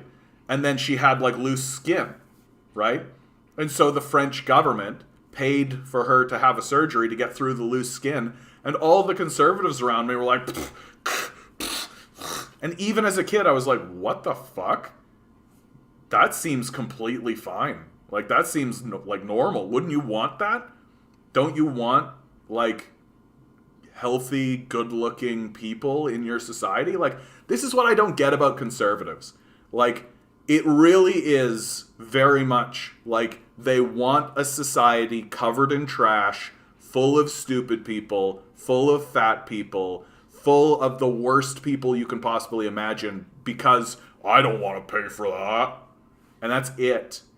Like, it's so fucking stupid. Like, you don't want a society that's full of intelligent, beautiful, healthy people. And you don't want your streets to be clean and pretty and beautiful. Like, what's wrong with your brain? Right? And when you look at it, you're literally like, and then in order to solve the problems that are created from not resolving the problems in the first place, what do? You fund police, a heavy bureaucracy, judges, lawyers, right? And then you find out, oh, I'm spending 10 times more to fine people and to go after people and to nitpick people and to be like a moral purist about this shit than it would cost for us to just do it in the first place. Like, we are extremely stupid. Like, extremely stupid. And on like a base, like, bottom line, I want to save money kind of level. We're extraordinarily stupid. Our streets are filthy. Are loaded with homeless people. We're unhealthy. We're fat. We can't get fucking anything done, and we're spending more for it. Like, how stupid can you fucking get? Like, I don't know if it gets stupider than Canada. Like, does it get stupider than us? Like, we literally passed a healthcare system and proved to ourselves and the world that this is, and like, that's proven. Like, it's more effective to do this, and we can't seem to realize, like, oh, if that's more effective here, then it's probably more effective elsewhere. Derp, no more freedoms. Like, we're so fucking stupid. He also talks about Effective, the Mandate. I highly recommend you listen to his stuff. Yeah, no, I've been listening to some of his stuff, and he is very articulate and well researched, for sure. Yeah, truly our healthcare system is two-tier but paid for by the public. Yeah. When people talk about healthcare system, fund it more, build more hospitals. If China built a whole-ass hospital, yeah, in 10 days. No, but capitalism doesn't do stuff. Like, it doesn't build stuff, right? Yep. Privatizing the healthcare system leads to the further degradation of it. Absolutely. Like, one of the biggest lies ever told to the Canadian populace that was the lie that privatization could ever be more efficient than the public sector. Like, how could that possibly be true? You're literally taking a parasite and attaching it to the side of your system and having to pay for that parasite by default, the system must be less efficient by default. Like, get the fuck right out of here. Have you seen? I haven't gone onto that Reddit. Yeah. Not gonna lie, Pierre versus Trudeau debate would be so entertaining to watch. Or Pierre versus Freeland. Wait, what are you talking about? I'm not really following the trucker convoy unless I'm here. I'm not sure what that's in relation to. Yeah, treating it as a business means profits are put before research and development, infrastructure, investment, but ahead of everything, ahead of human life. We're seeing now that the like the profit motive is literally ahead of breathable air. Like, literally, if the choice for the psychopath class is earn $1 or maintain breathable air, they'll take the $1. Like, that's how brutal and psychopathic we've become because of the profit motive. I'm thinking someone needs to start an international Occupy again. 25 minimum wage provincially and federally, stronger unions, universal health care. I mean, I don't know why we're begging for scraps. Like, why are we begging for scraps? Like, and anything less than the wholesale removal of the capitalist class. Like, that's where we begin. Like, we begin with, like, eliminate the psychopath class. Like, goodbye. Like, you do not need to be part of the conversation, right? Nor do I feel like we need to be negotiating with these psychopaths. Like they should be gone from the conversation. And when they talk, we should go, okay, Grandpa. And that should be the extent of the conversation we have with them. Because they've gone psychotic. Like, they've lost their minds. And we can't afford to even entertain them anymore, right? The elimination of the capitalist class should be the goal of any leftist movement. Like, and the mistake that was made by the communists and the socialists, and I consider it a mistake, was that they backed down from FDR. That FDR showed that what FDR proved is that the capitalists will sacrifice everything so long as they get to keep the means of production, right? And if the communists and the socialists had have demanded the elimination of the capitalist class then, and if they had have successfully destroyed the monster then, we wouldn't be in this crisis now, right? We'd be in a completely different position, right? When the climate change issue came up, do you think the working class would have been like, yeah, we'll just keep doing this? Or do you think it would have been like, no, we got to transition. Like, we got to take that seriously. Like, we are here because of psychopaths. Right? And there's no other way to talk about it. And so why are we demanding scraps? Why are we saying, please keep enslaving us in a wage slave system, but please make sure that we have slightly more money? Like, no. Get rid of them. Goodbye. Farewell. You're out of the conversation completely. Your workplaces are now owned by the workers. You capitalists are gone. Farewell. Goodbye. Never to be seen again. And many of them should be locked up for their many crimes. Like obviously. Dictatorship of the proletariat, exactly.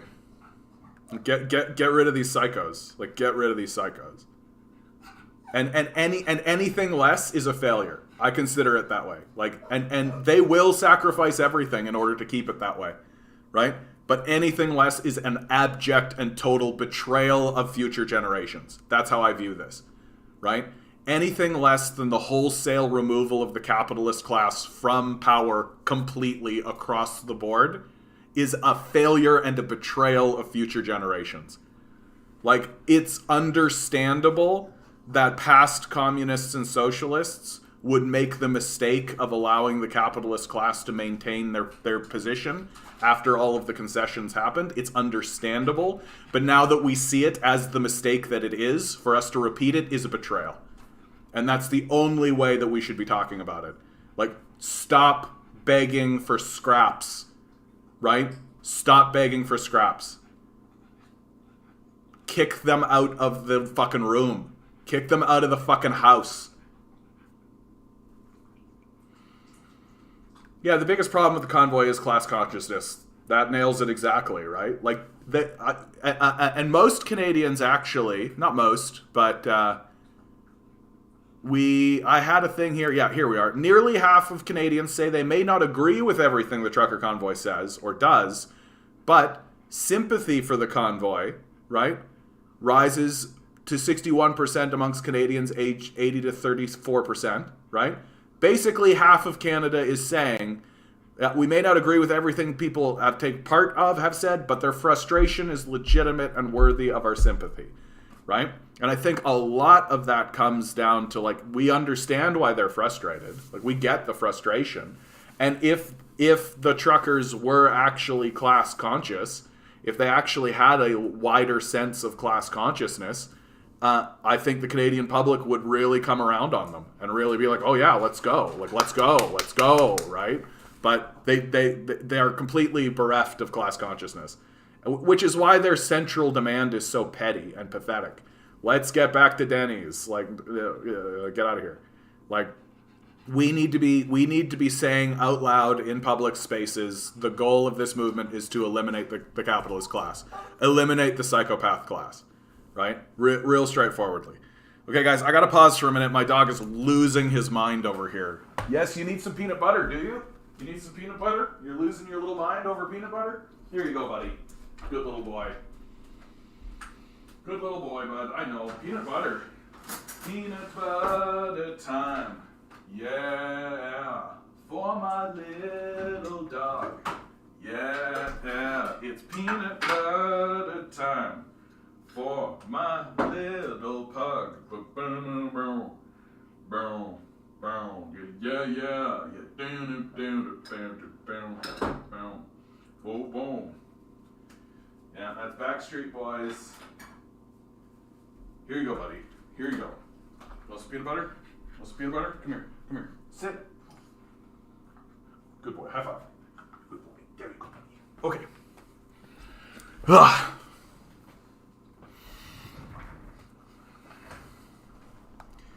This time an Occupy movement has Gen Z. That's the truth, right? And I think Gen Z is ready for it. Like, you take a look at the Great Resignation, right?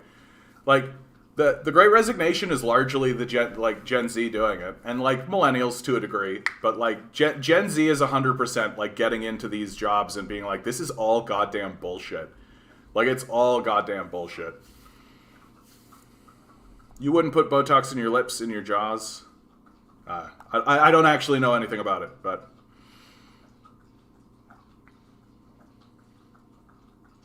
so I should move to USA. Up to you, Major. Know your options, bud.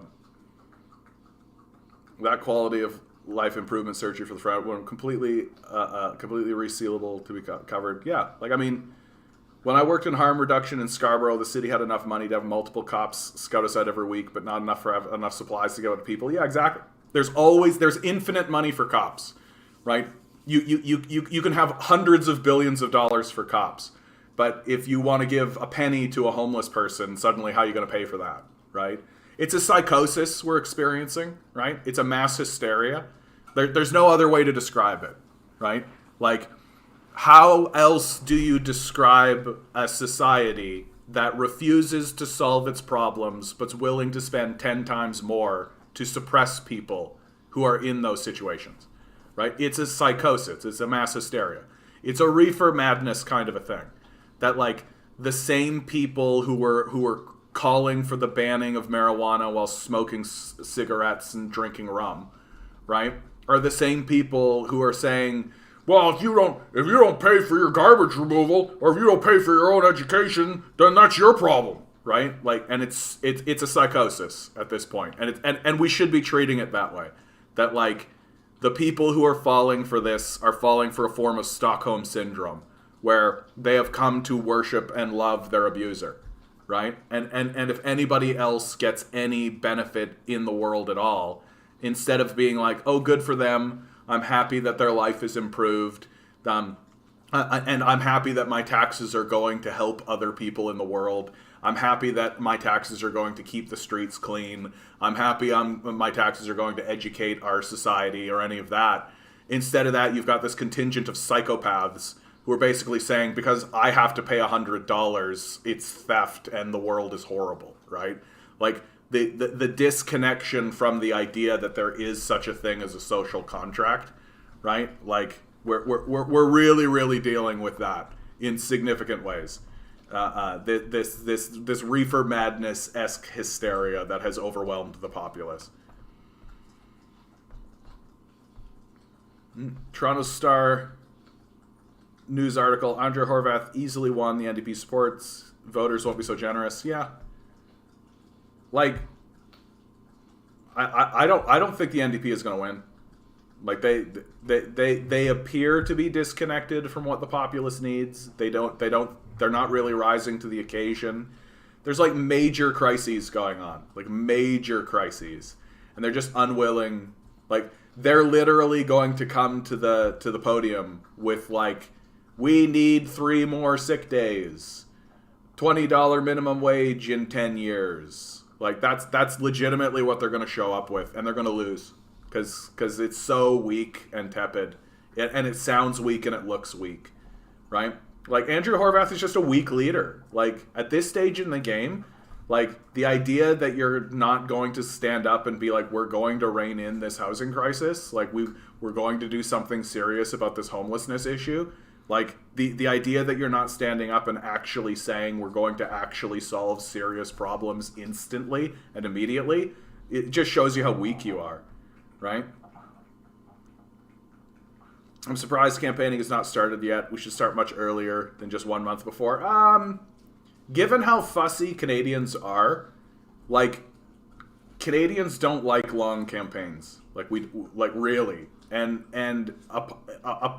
a party only has so much energy and so much money, right? And because Canadians don't really key in, like, six weeks is actually the sweet spot. 6 weeks is the sweet spot.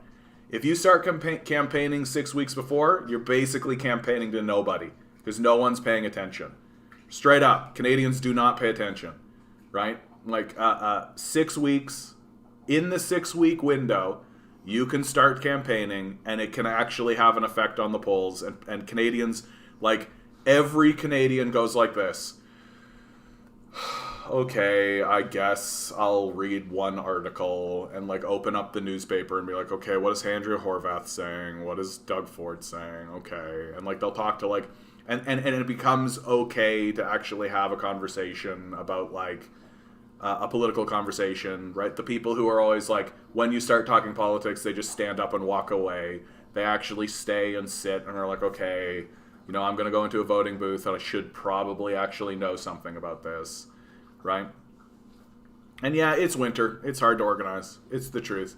Like, we've got a protest coming up March 17th at Bloor and Jarvis, 11 a.m. If you can come, please do.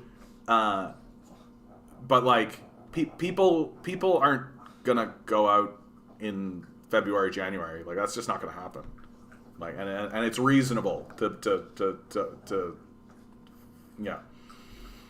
At a mandatory leadership review Sunday, fellow New Democrats gave her a ringing 80. Well, of course they're not going to replace her right now. Like, what a terrible moment.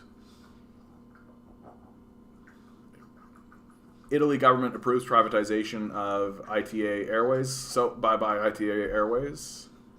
The irony of privatization is always that, like, so the parasite attaches its side to the system, siphons away wealth, and then when the system collapses because of the existence of the parasite, they crawl to the government for a bailout. Like, it's so fucking dumb. Like, and the more you see it, the more you see how stupid it is. And the people who are defending it are so fucking clueless and evil that it's just ridiculous.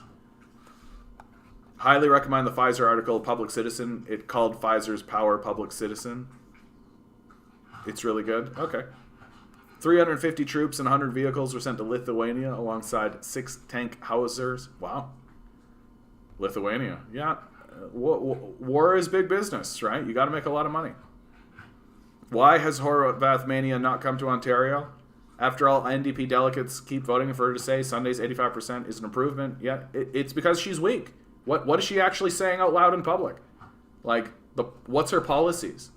What is she saying that would actually make someone interested in voting for her outside of she's not Doug Ford, right? Like, I haven't really seen anything that excites me. I haven't really seen anything coming out of Horwath that makes me go like, ooh, okay, there's a serious policy that you could actually like, and it's gotten so bad, it's gotten so absurdly ridiculous that I'm talking about like policies that other provinces have already done and shown to be effective. Like, and policies that would be very popular, I think. Like, in Manitoba, they nationalized the auto insurance companies, and it reduced rates, and it was very helpful for everybody, right? So much so that when the Conservatives came in, they couldn't privatize it. It like wasn't. It was just. It's how it is now, and like Andrea Horwath could do that too, right? There's nothing stopping her, right? Except I mean, I'm starting to get to the point where I'm just like, I just think she's not connected to reality. I just think she's not actually. She's fallen for her own rhetoric, and she's falling for this idea that like, now is my moment and I'm going to be coronated, right? And so she doesn't actually have to say anything or do anything. She can just like walk in and be like, I'm not Doug Ford, and everybody will go, that's right, she's not Doug Ford, swoon. And it's like, that's not what's going to happen. It's not what's going to fucking happen. Would you consider running in the next federal election as a candidate? I don't know if I should. I mean, before the pandemic, I was actually gathering signatures in order to do just that.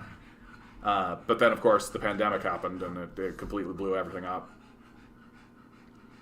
Like, I mean, they can. Like, that's what's stupid, is that they can win under a Horwath leadership. She just needs to actually promise things. And actually, like, I don't understand this.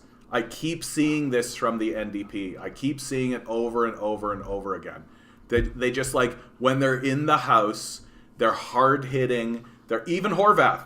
They're powerful. They're really putting it. They're really sticking it. They're talking about serious things. They're doing this, and then they get on the campaign and they're just losers. Like, they look like losers. They look stupid. They look like they don't know what they're talking about. They're not passionate. They're not talking about serious issues. They're not addressing serious issues that are actually affecting Canadians. They look bad on the campaign trail, and I don't know why that is. Like, what is wrong with them? Like, who are they listening to, right? Because it isn't Canadians. Like, whoever they're listening to, like, I wouldn't be blown away to find out that whoever they're listening to is actually working for the other side, right? Like, I wouldn't be blown away by that at all. TD Bank to hand convoys funds to court as organizers turn to cryptocurrency. Yeah. They need to learn from Bernie 2020 ads, progressive, or at least try to, but aggressive and populist ads. Yeah. Like, they do need to go on the offensive right now. Like, there are fucking crises going on. And, like, I don't hear Andrea talking about the housing crisis. Like, rent is absurd right now. Like, rents in Ontario, like, rents across Ontario right now are fucking ridiculous. Like, so, like insultingly ridiculous. Like, people are spent, like, if you're a full-time worker at a minimum wage job, you can't afford these rents. Like, how is that not something that is addressed daily? Like, how is that not something that's constantly talked about, right? And I just think these NDP are clueless. Like, I clueless to the degree where I'm like, do I really want these guys to be the leaders? Like, they don't seem to know what's going on. Like, really, and like, maybe we should just go for another liberal government. At least the liberals seem to know what's going on, right? At least they seem to have their finger on the pulse. Like, whether or not they'll actually do any of this stuff, that's another conversation. Like, but like, at least, like, they're saying, like, Del Duca has already said that he'll reenact the basic income pilots. Like, Horwath hasn't said that, which I think is shocking and embarrassing for her, frankly. Like, Del Duca talks about the housing crisis. Like, where the fuck are these guys? Yeah, the NDP are only leftists is a fashion statement. Yeah, exactly. But, like, if I'm Andrea Horwath, I'm really, like, trying to think, like, how do I convince people to vote for me? She's been doing this for a long time. She's on the trajectory. This is her moment, right? And just strictly from a, like, I want power, right? Like, if I view it from just, like, Andrea Horwath's vanity project is to become the Premier of Ontario. That's her vanity project. That's what she wants for herself. To be able to stand up and go, I did it. I'm the Premier of Ontario. Well, one of the ways to become a Premier of Ontario is to look at a serious issue that most of your constituents are struggling with and say that you're going to do something about it. And I just don't see it. like, which tells me very, very cleanly that not just as a politician, but as a person, Andrea Horwath is just weak. She's just a weak leader who is not going to be the premier of this place. I think there's, like, for real, like, like, this is how weak she is. Like, she's gonna get beat by Buckabeer. Like, that's what she's gonna get defeated by. She's gonna get defeated by, like, some Buckabeer bullshit, because at least Buckabeer is an idea, right? Like, where's your idea? Like, where's your idea? You don't have one, so it's over. I think there's an idea where politicians that are considered progressive have this they go low, we go high ideology. Politics is a blood sport. Get on with it, yeah. Like, and we'll see. Like, we'll see. Like, I've said before that their strategy could be to come out hard during the campaign, but and that's what I would do. Like, if I was running a campaign, I would be like, okay, 6 weeks out we go hard, right? But, like, the NDP don't know how to go hard. They keep releasing these tepid, pathetic, like, just like, who gives a shit who you, like, no one is going to vote for this. Like, it's, I just don't, like, who are you listening to? Who are the NDP actually listening to? Who are they hiring to be their campaign consultants? Because whoever they're hiring to be their campaign consultants are doing a sabotage job. Like, and at this point, I think we can call it a sabotage job. Like, it's really obvious what needs to happen. Come out, declare your support for a strong policy to resolve issues, like, I don't know, reducing rents, right? I don't know, dealing with the housing crisis, right? I don't know, eliminating homelessness, right? Something serious that is attainable, right? And don't pretend like it isn't. And fucking drill it. Like, fucking drill it. And start, like, asking people, like, why aren't these conservatives dealing with this crisis, right? Well, the reality is that the NDP aren't interested in dealing with the crisis either, right? They're completely fine with the society collapsing into decay and all of this, because all politics in North America is strictly vanity projects. Like, there's no actual intent to help people, right? Yeah, maybe stop the BC NDP from destroying Fairy Creek, right? Yeah, exactly.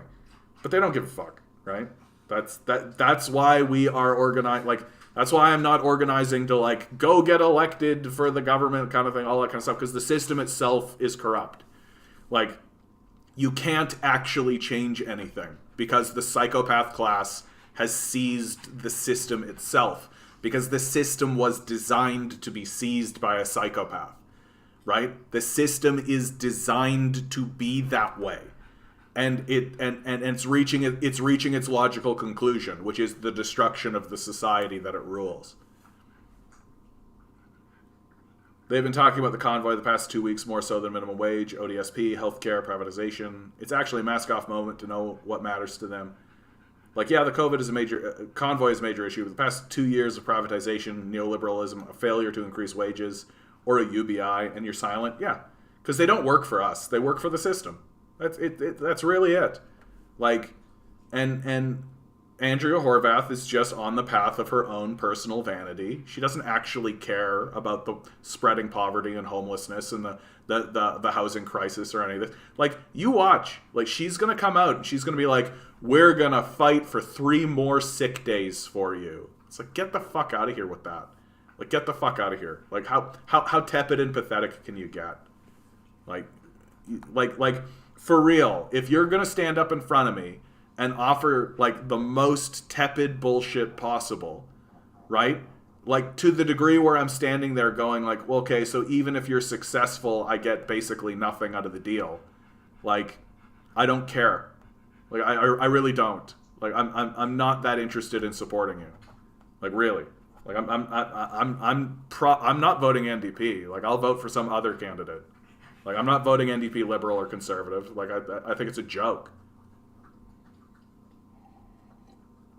If you don't vote Liberal or Conservative, will get in. I'll be like, okay, if you say so.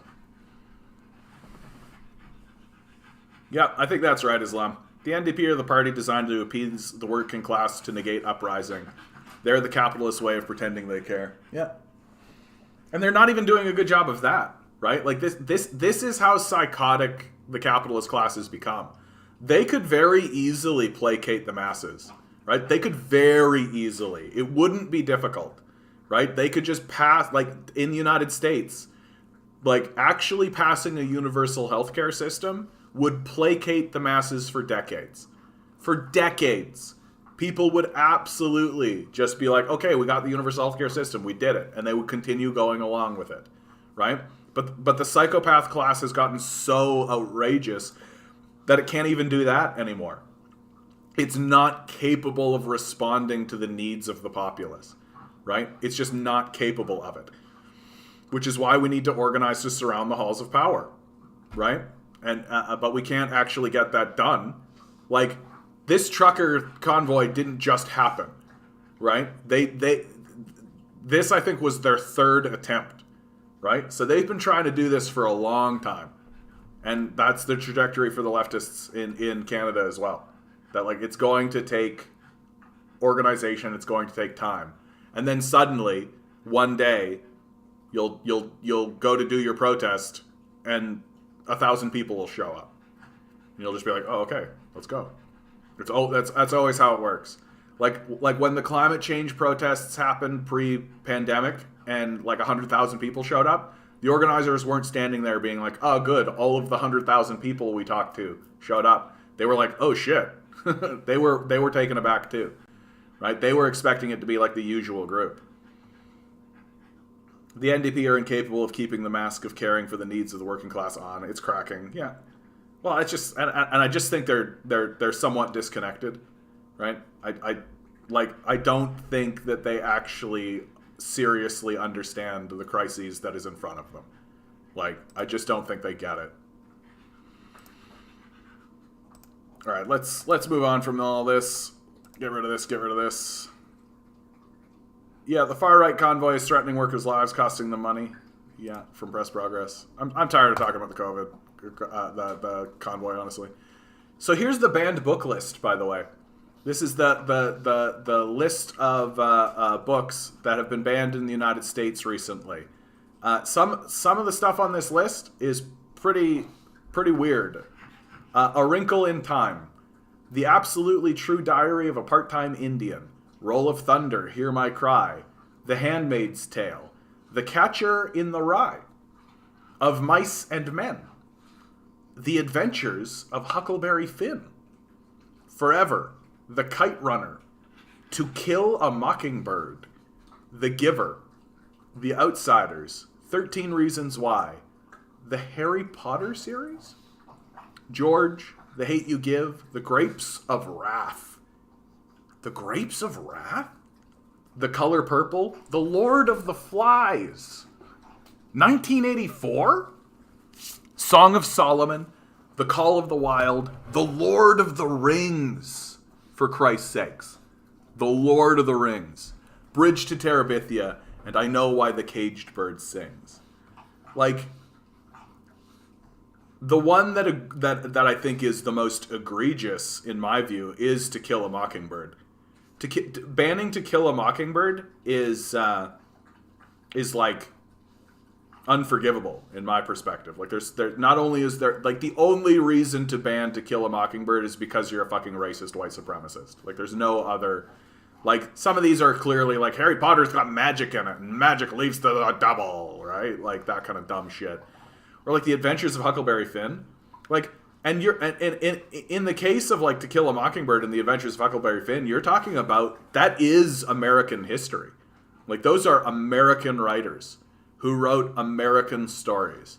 Like, the idea that you're banning these books from your reading list, and like you're reaching for fucking The Grapes of Wrath. Why? Like, that's what I'd like to know. Like, what the fuck? Why?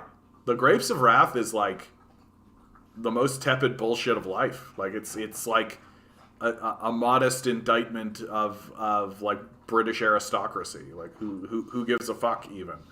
Like, I'm more or less of the opinion that we should stop teaching The Grapes of Wrath just because it teaches kids to hate reading, right? But like, this is the Voldemort shortlist. Exactly. That's why they're banning the Harry Potter series. Voldemort is like, we've got to get the Harry Potter series out of there. I also think that they're banning the Harry Potter series because the Harry Potter series is an effective story of how to fight against fascism. That's part of the strength of the Harry Potter series is that like you can use a lot of the language in Harry Potter. Like who is the current leader of the interim leader? What's her? Candace Bergen. Who is Candace Bergen if not Umbridge, right? Like she's for sure like she's an Umbridge style figure, right? Like who my little guy's back there, dude. He's losing his fucking mind.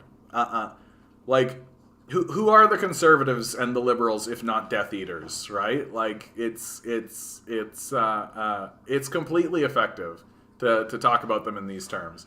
And like who's Voldemort in the world right now, do you think? But that's the thing about the society today is that there isn't like a Voldemort, right? Everybody's just part of this like cabal. It's like a council more than it is like an organization with like an actual leader. And like people will point at somebody like Trump, for example, and be like, he's the leader. And it's like, not really though, right? He's just another one of these assholes that's operating in the council. And yes, he's given like a position of prestige and power to do with what he will. But like, Donald Trump's not fucking Voldemort, right? That the system itself is Voldemort, right? Like that's the system itself is Darth Vader. Yet nothing says defending Western civilization like destroying its most profound literatures. Exactly. Yeah, dude. That's exactly what I would say to these right-wingers. I'd be like, aren't you guys the defenders of Western civilization? Then why are you banning all of it? Like, why can't we read To Kill a Mockingbird? Like, dude, banning To Kill a Mockingbird? Like, that's the end of intellectual thought. Like, banning To Kill a Mockingbird? Unbelievable. Healthcare workers canceled counter-protest tomorrow. Labor and socialist militants still expected to show up. I'm shocked to hear that from the healthcare workers, dude. Like, if anybody should be protesting, it should be those guys. Read In Dubious Battle, Steinbeck. Shocking. Shocking. I'm so bummed that I can't go out tomorrow, man. I gotta go to work, right? It's so fucking stupid. Like, the protest is literally planned for exactly the moment that I'm at work.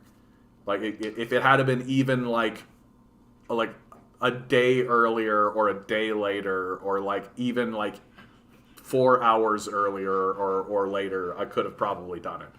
But no, it's, like, smack dab right at the moment. That's why you guys got to give me more money. Right? Honestly, like I know that I kind of say that in jest a little bit, but honestly, like if you guys want me to actually show up at these protests and all this kind of stuff, well, you got to detach me from the capitalist system, right? Like I want to work for you. I want to show up at these places. I want to fucking film them and all that kind of stuff. But got fucking rent to pay, and I'm barely doing that. I mean, and soon I won't be doing that because the support systems are getting cut. Like, and EI's running out, all that kind of shit. And then I'm going to be thinking about moving out of the city, right? So might be moving back to Manitoba in several months' time. I really don't want to. I'd rather stay in Toronto and actually like go to these protests and keep organizing along those lines. But that's not how it's going to work for me, right? If unless something kicks up, and it could. Right? Like, I still haven't gotten the income flow from the book readings I've been doing. For all I know, that income flow is going to be pretty robust. Who knows? Right? We'll see. Keep on trucking. Keep on trucking. What a good chance for all of us to give me some money. Give me some money.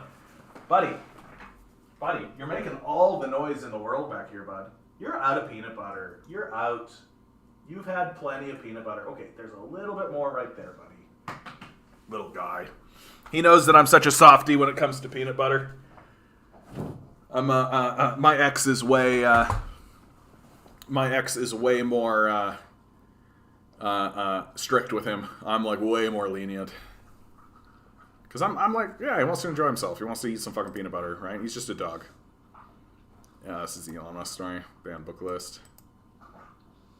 Ontario Premier Doug Ford is declaring a province-wide state of emergency. He calls the demonstration in Ottawa an illegal occupation. He adds, "This is no longer a protest.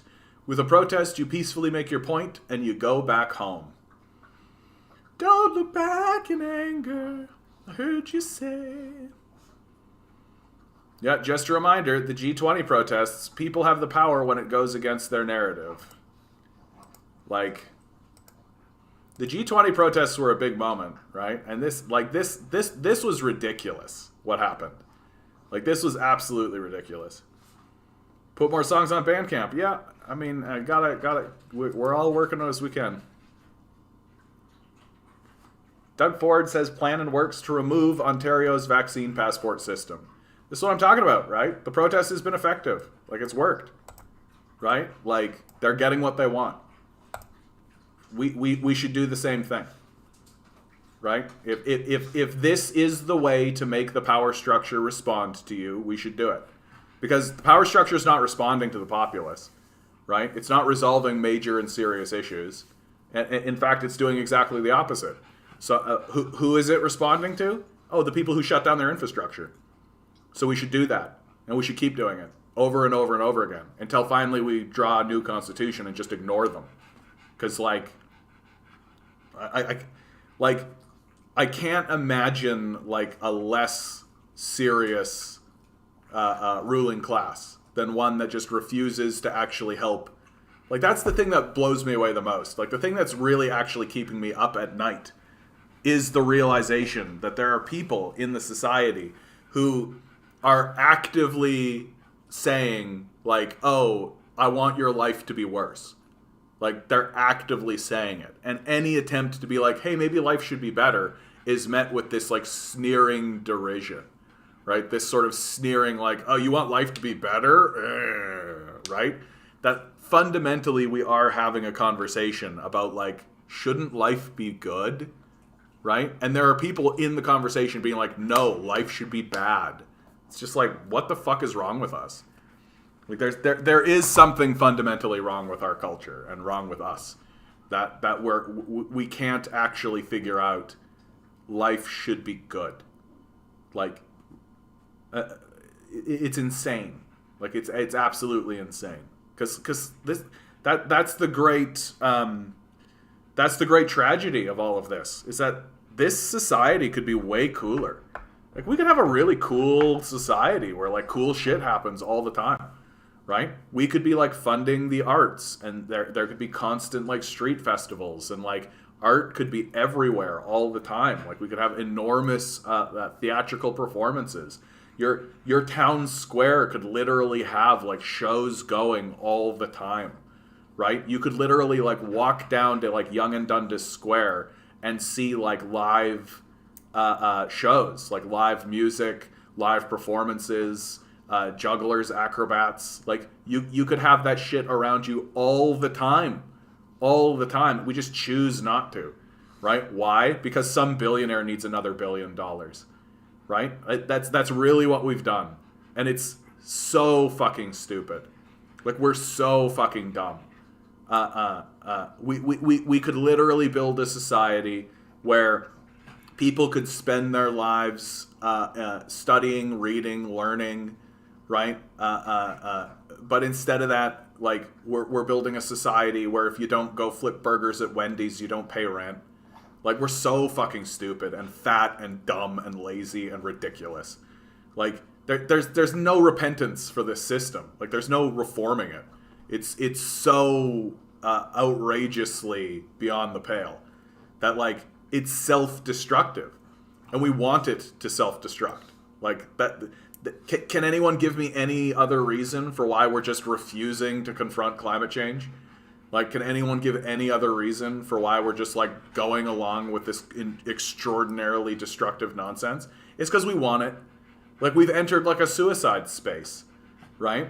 Like, you've got, on the right of the conversation, you have, like, crazed fundamentalist Christians who genuinely do believe that if we destroy this place faster, then Christ will come back and resolve everything for us. Or saying things like, things will be better when we're dead, and we go to heaven and talk to Jesus. So we don't need to put any energy into this because we're all going to go to heaven, right? And then on the left, you just have this like deep nihilism, this sense of abandonment. Okay, buddy, you want to come up and say hi to people? Yeah, you do.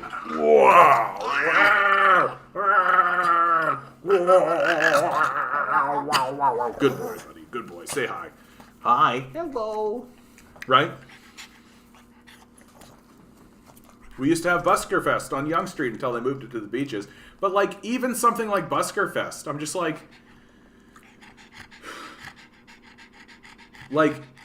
the stupidest thing that you can do in a society is cut your arts, right? Like, oh, let's just make everything worse. Like literally that's what you're saying. If you cut the arts, you're basically saying we want everything to be worse. Right? And it doesn't even work from an economics position. And like we literally could have like free education, free healthcare, like actual free healthcare, right? We could eliminate homelessness, we could eliminate poverty, everybody could have food and shelter taken care of. We could restructure our workplaces so that only the work that needs to be done actually gets done.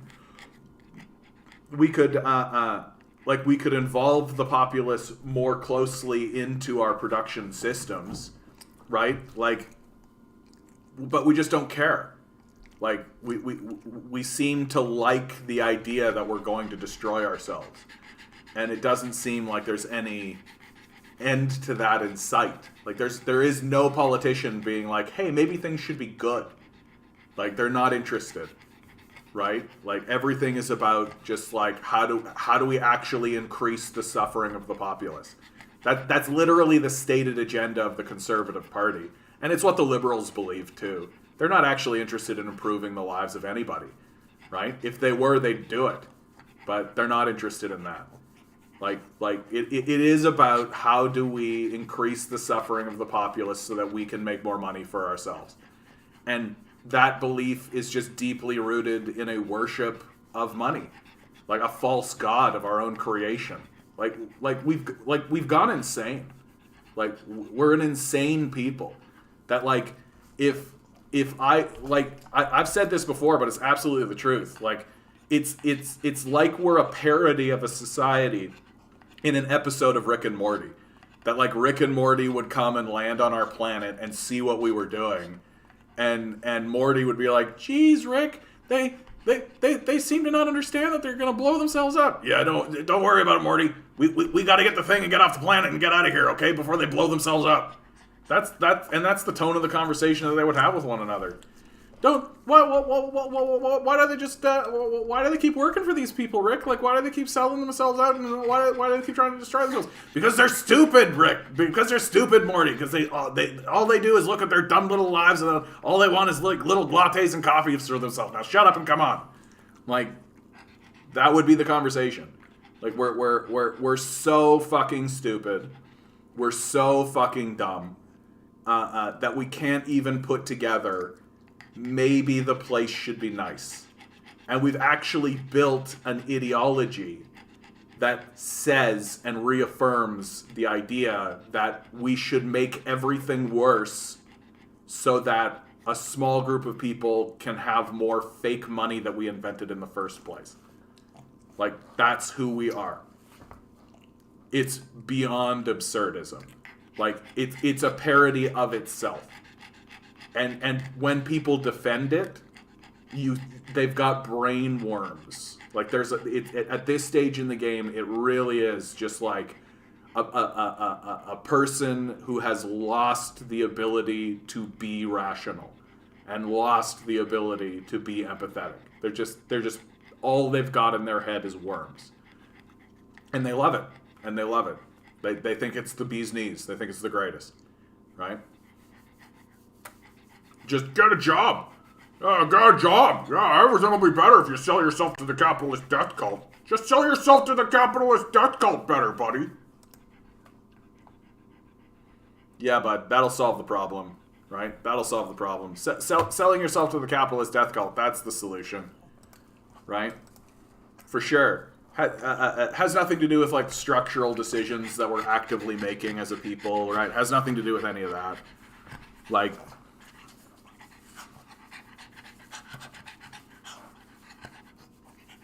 You squirming away there, buddy? You squirming away? Yeah, he is a beautiful little guy, though. To live like a dog, right? To just live like the animals do. To wake up, go find some food, hunker down, right? I remember when I was younger, I would hear somebody say something along those lines, and I was like, oh, that sounds kind of horrible, because all animal, like the end of every animal's life is graphic. There's something graphic that happens at the end of every animal's life, outside of the domesticated animals. But like if you're out in the wilderness, like something eats you, right? But now I'm getting older, and I especially started to think this way when I was working in funeral services, and I was like, I don't know, dude, like an eagle swoops down and grabs me and breaks my neck and then eats me. Okay. Like, something's got to get you, right? The idea that, like, humans have this kind of idea in our heads that we're going to be immortal, we're going to live forever, right? That, oh, we just need to keep, like, living, and then something good will happen. Well, guess what? I've gone into those old folks' homes.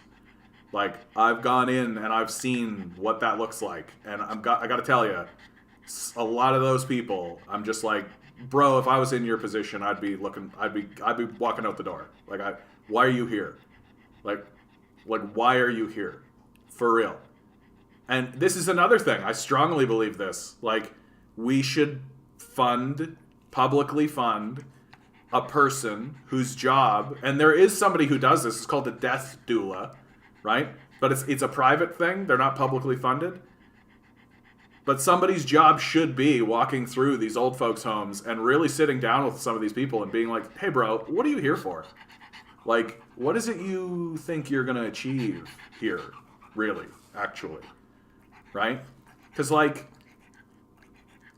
so a lot of these old people, dude, are miserable. Like, and they're not miserable because of any kind of, like, government structural stuff, although that's part of it, for sure.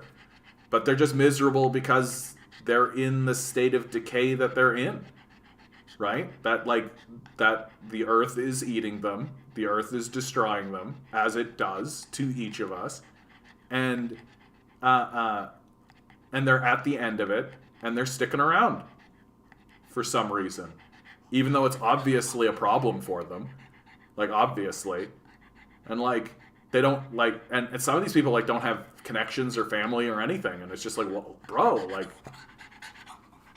Like, for real, like, why aren't you moving on, right? If I was in the position that some of these people were in, I'd be moving on, right? I wouldn't even be thinking about it. I'd be like, yeah, time to move on, like, for real. And it's just like, but we have such a fucking up our ass way of thinking about these things. Like, we genuinely think we're just going to be immortal. Yeah, death happens, but it won't happen to me. Right? I'm going to live forever, right? I'm immortal for sure. Right? I mean, and you can see how it's infected the billionaire class. Right? These guys genuinely think like they're going to be immortal, or they keep trying to pursue like immortality. Right? There's the concept in the tech industry that we're going to be able to download our consciousness into a computer. And I look at that and I'm just like, man, I can't imagine a more perfect hell for someone. Download your consciousness into a computer? Wow. So, like, I think the first thing that would happen to a person that experienced such a thing is they would beg for death. Really. I think that it would be the first thing that they would demand. Like, end this horrific torment that you have inflicted upon me. And I think this about a lot of this technology. Like, are we actually improving things, or are we, like, opening hell gates? Are we, like, literally manifesting demons into the society, right? Like those little fucking robot dogs that I've shown on the show before, right? Like, that thing's a little demon. Like, it's not a fucking angel. It's not here to help us, right? It's a little fucking demon. Like, stop manifesting that. But it's what we want. Loneliness is all that people ever share, smuggling their pain through, nothing to declare. Ein Klein middle-class music, the Ruddles.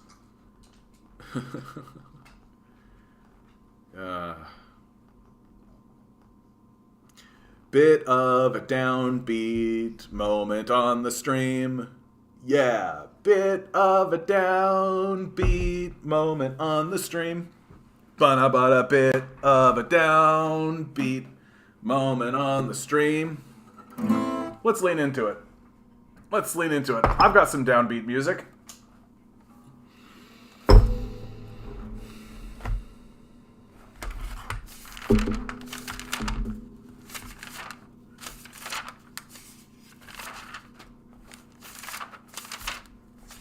Man, I really do gotta go through this and organize it better.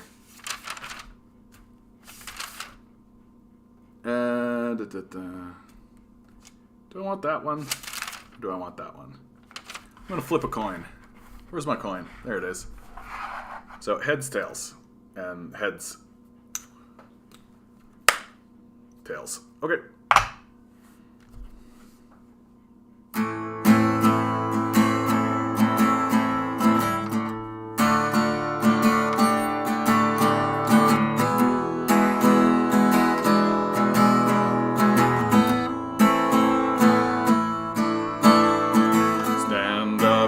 With your shoulders back, tighten that heart, give it no slack. Find another way to fill that void. Fill that order, do as you're told. No one cares, you're getting old. The fake smiles, they just make you annoyed.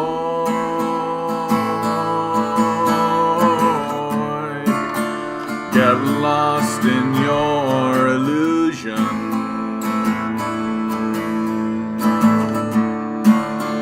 Pornography engine. Oh, go save another princess.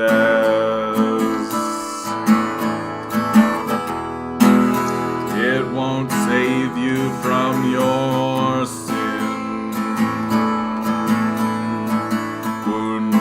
Apes go on the attack. Dig too deep, can't take it back.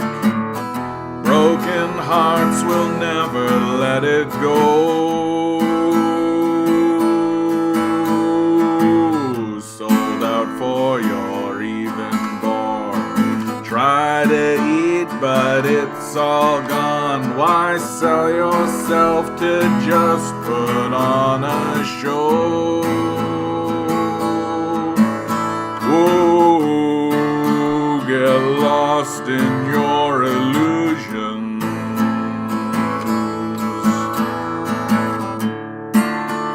Pornography engine.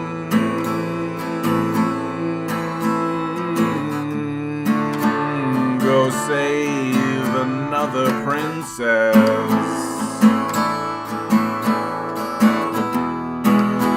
It won't save you from your sin.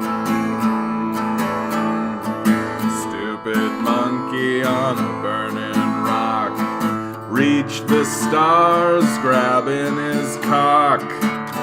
Pump and dump your soul to get to Mars.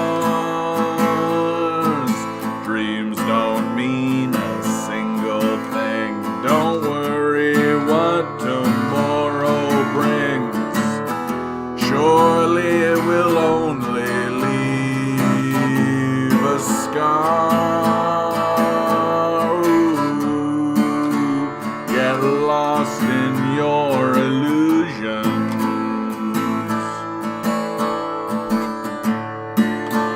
Pornography engine.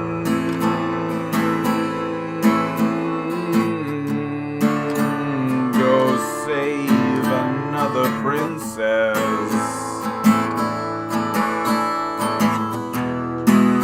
It won't save you from your sin.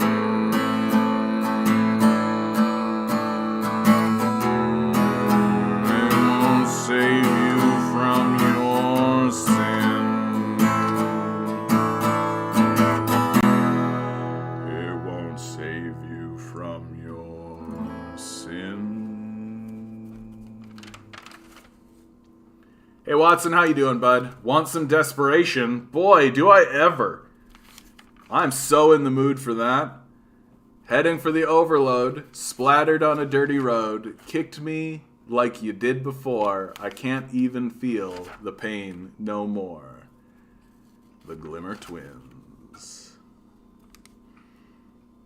Oh, I haven't sung this song in a long time. Oh, this is gonna be bad, but I'm gonna sing it anyway because I want to. Come on, see, I tell you.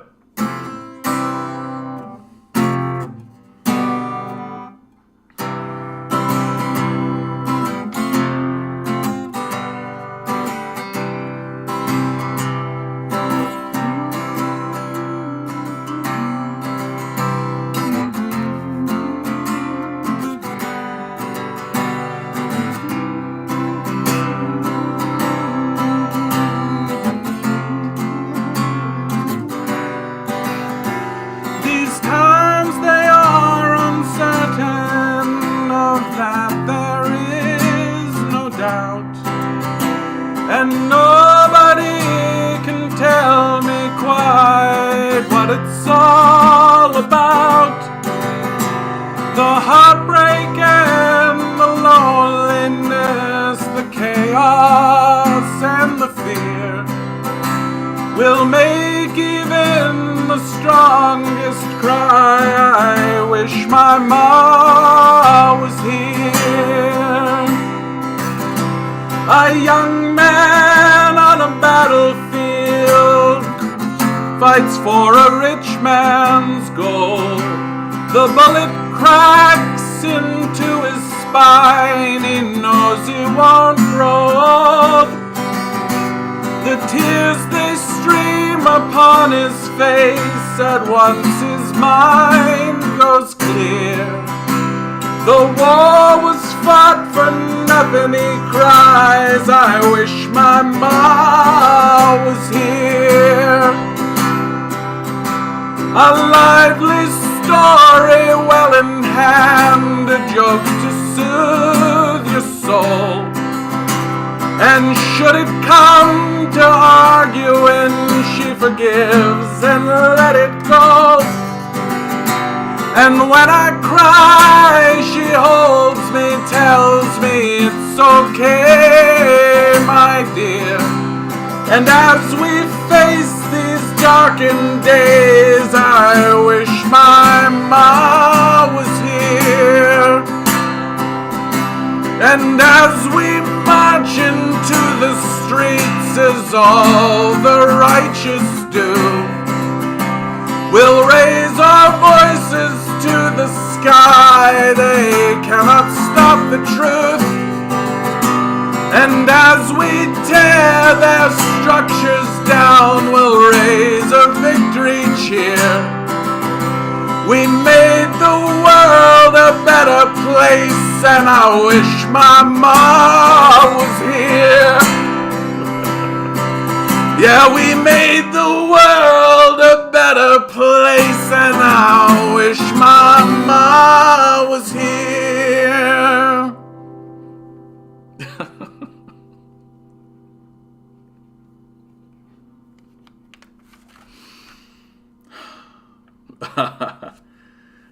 Yeah.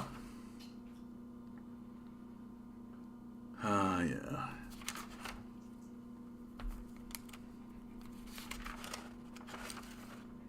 Some of these songs. Oh, here's a sexy song. I'll play the sexy song. Let's break it up. The Ruddles are Neil Inez. I don't know who any of that is, Harry. The Glimmer Twins are Jagger and Richards. Brilliant. Dude, when Keith Richards dies, that is going to usher in like the apocalypse, right? I feel like Keith Richards is actually one of the seals of like the apocalypse, and when he dies, it is actually going to usher in the apocalypse. He's been around for forever, dude. Like he's one of the great immortals, if you ask me. And so if he dies, that's it. All right, see if I remember how to play this one. Nope, clearly.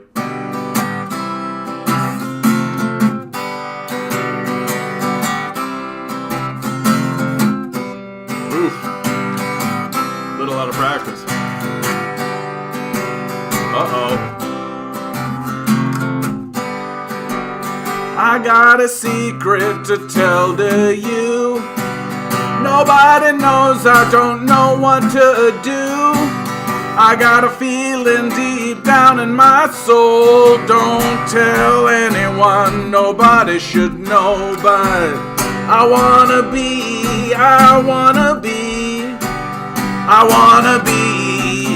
super slutty.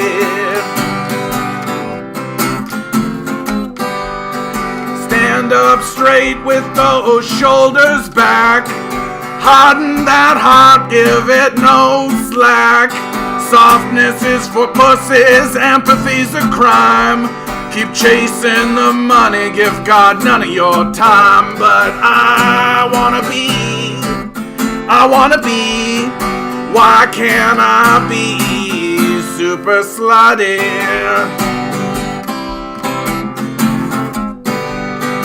Keep us tired, wear out our bones. Plunge the needle deep, don't leave us alone. Kings give up empires for one night of bliss. Why on God's green earth do we put up with this? And I wanna be, why can't I be? Please let me be super slutty. Please let me be, I just wanna be. Why can't I be super slutty?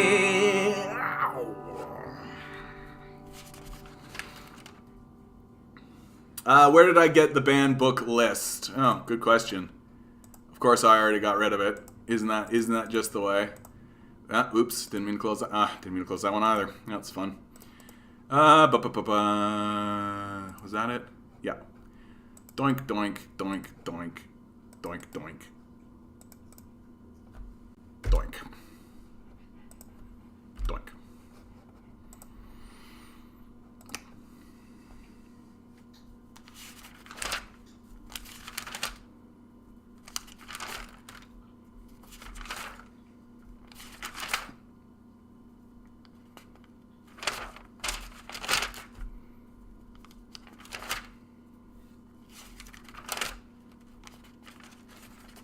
Oh, yeah.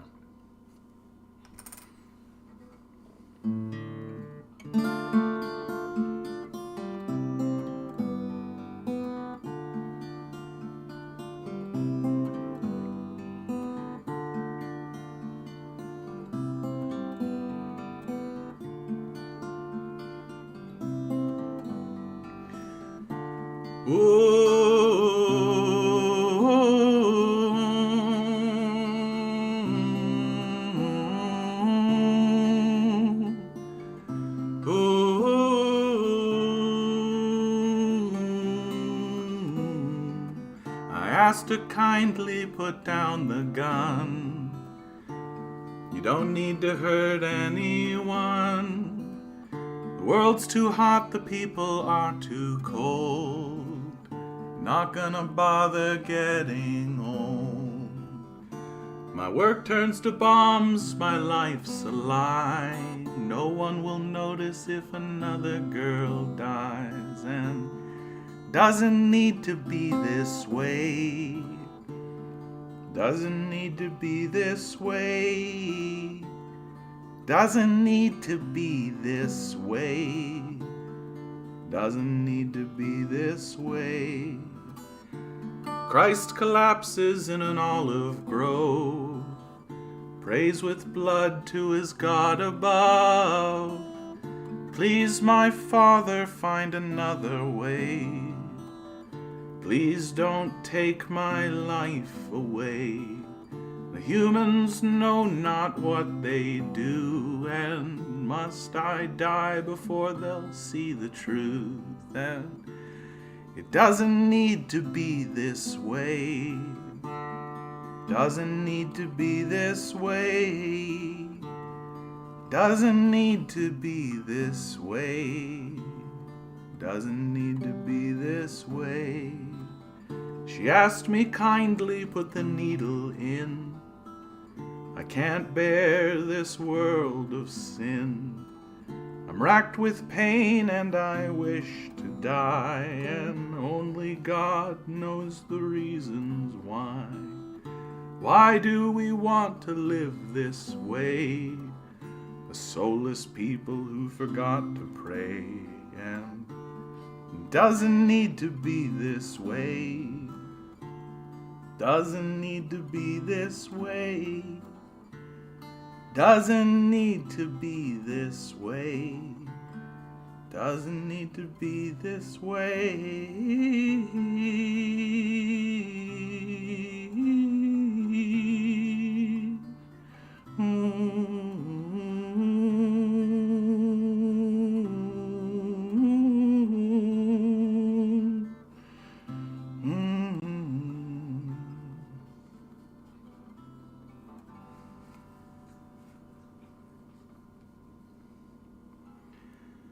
Oh yeah, I'm out of practice on a lot of these.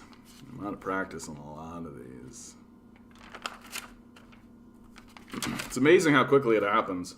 I literally haven't been playing these songs for only a couple of weeks, I feel. And I'm really out of practice, and I can tell. Oh, thank you, Harry. That's very kind of you. Yeah, that's one of those songs that, like, when I wrote it, I was not very confident in it, but every single time I play it, someone always says something nice about it. So I think that song carries a lot more power than I think it does. And I gotta trust that a little bit more, I think. I know, right? Quick ban the list of banned books, right? Like, if they don't know what books have been banned, they can't unban them, right? Exactly. That's smart.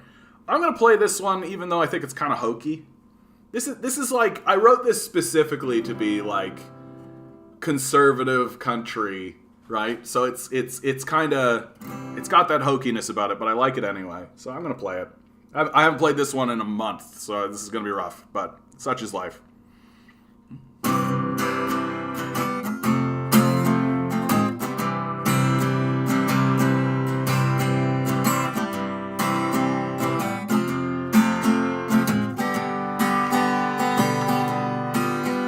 I have some concerns, you see. Yeah, already. We're gonna capo that. Oh man, I'm so fucking out of practice. Let's put it on 3.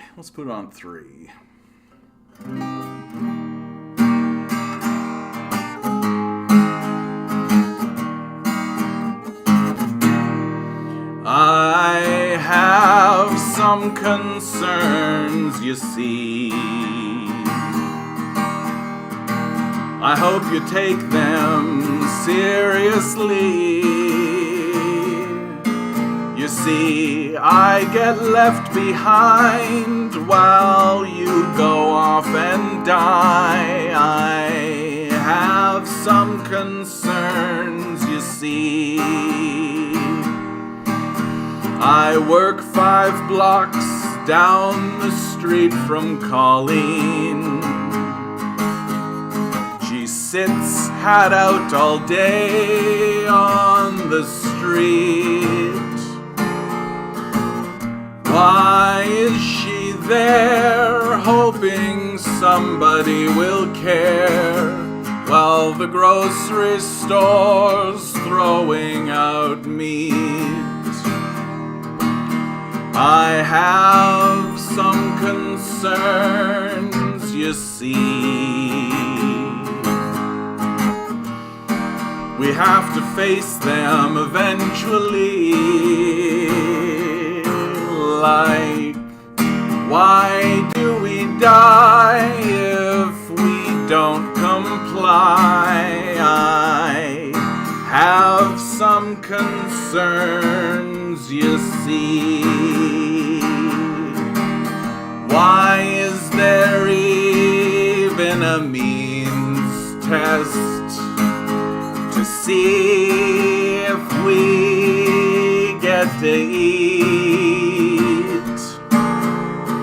Don't you think it's odd that you gotta get a job, working hard for men you'll never meet?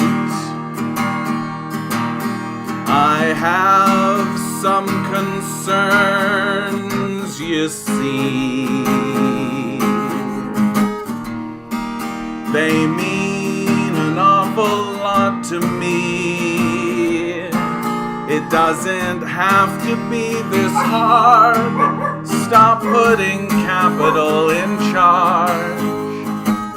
I have some concerns, you see. It's got quite strange that you're still pretending that climate change won't burn down the earth. Capital destroys us all. Its power structure should fall. The burning sun don't care how much you're worth. I have some concerns, you see. I hope you're listening to me. If we can't see eye to eye, could you hurry up and die? I have some concerns, you see. If we can't see eye to eye, could you hurry up and die? I have some concerns, you see.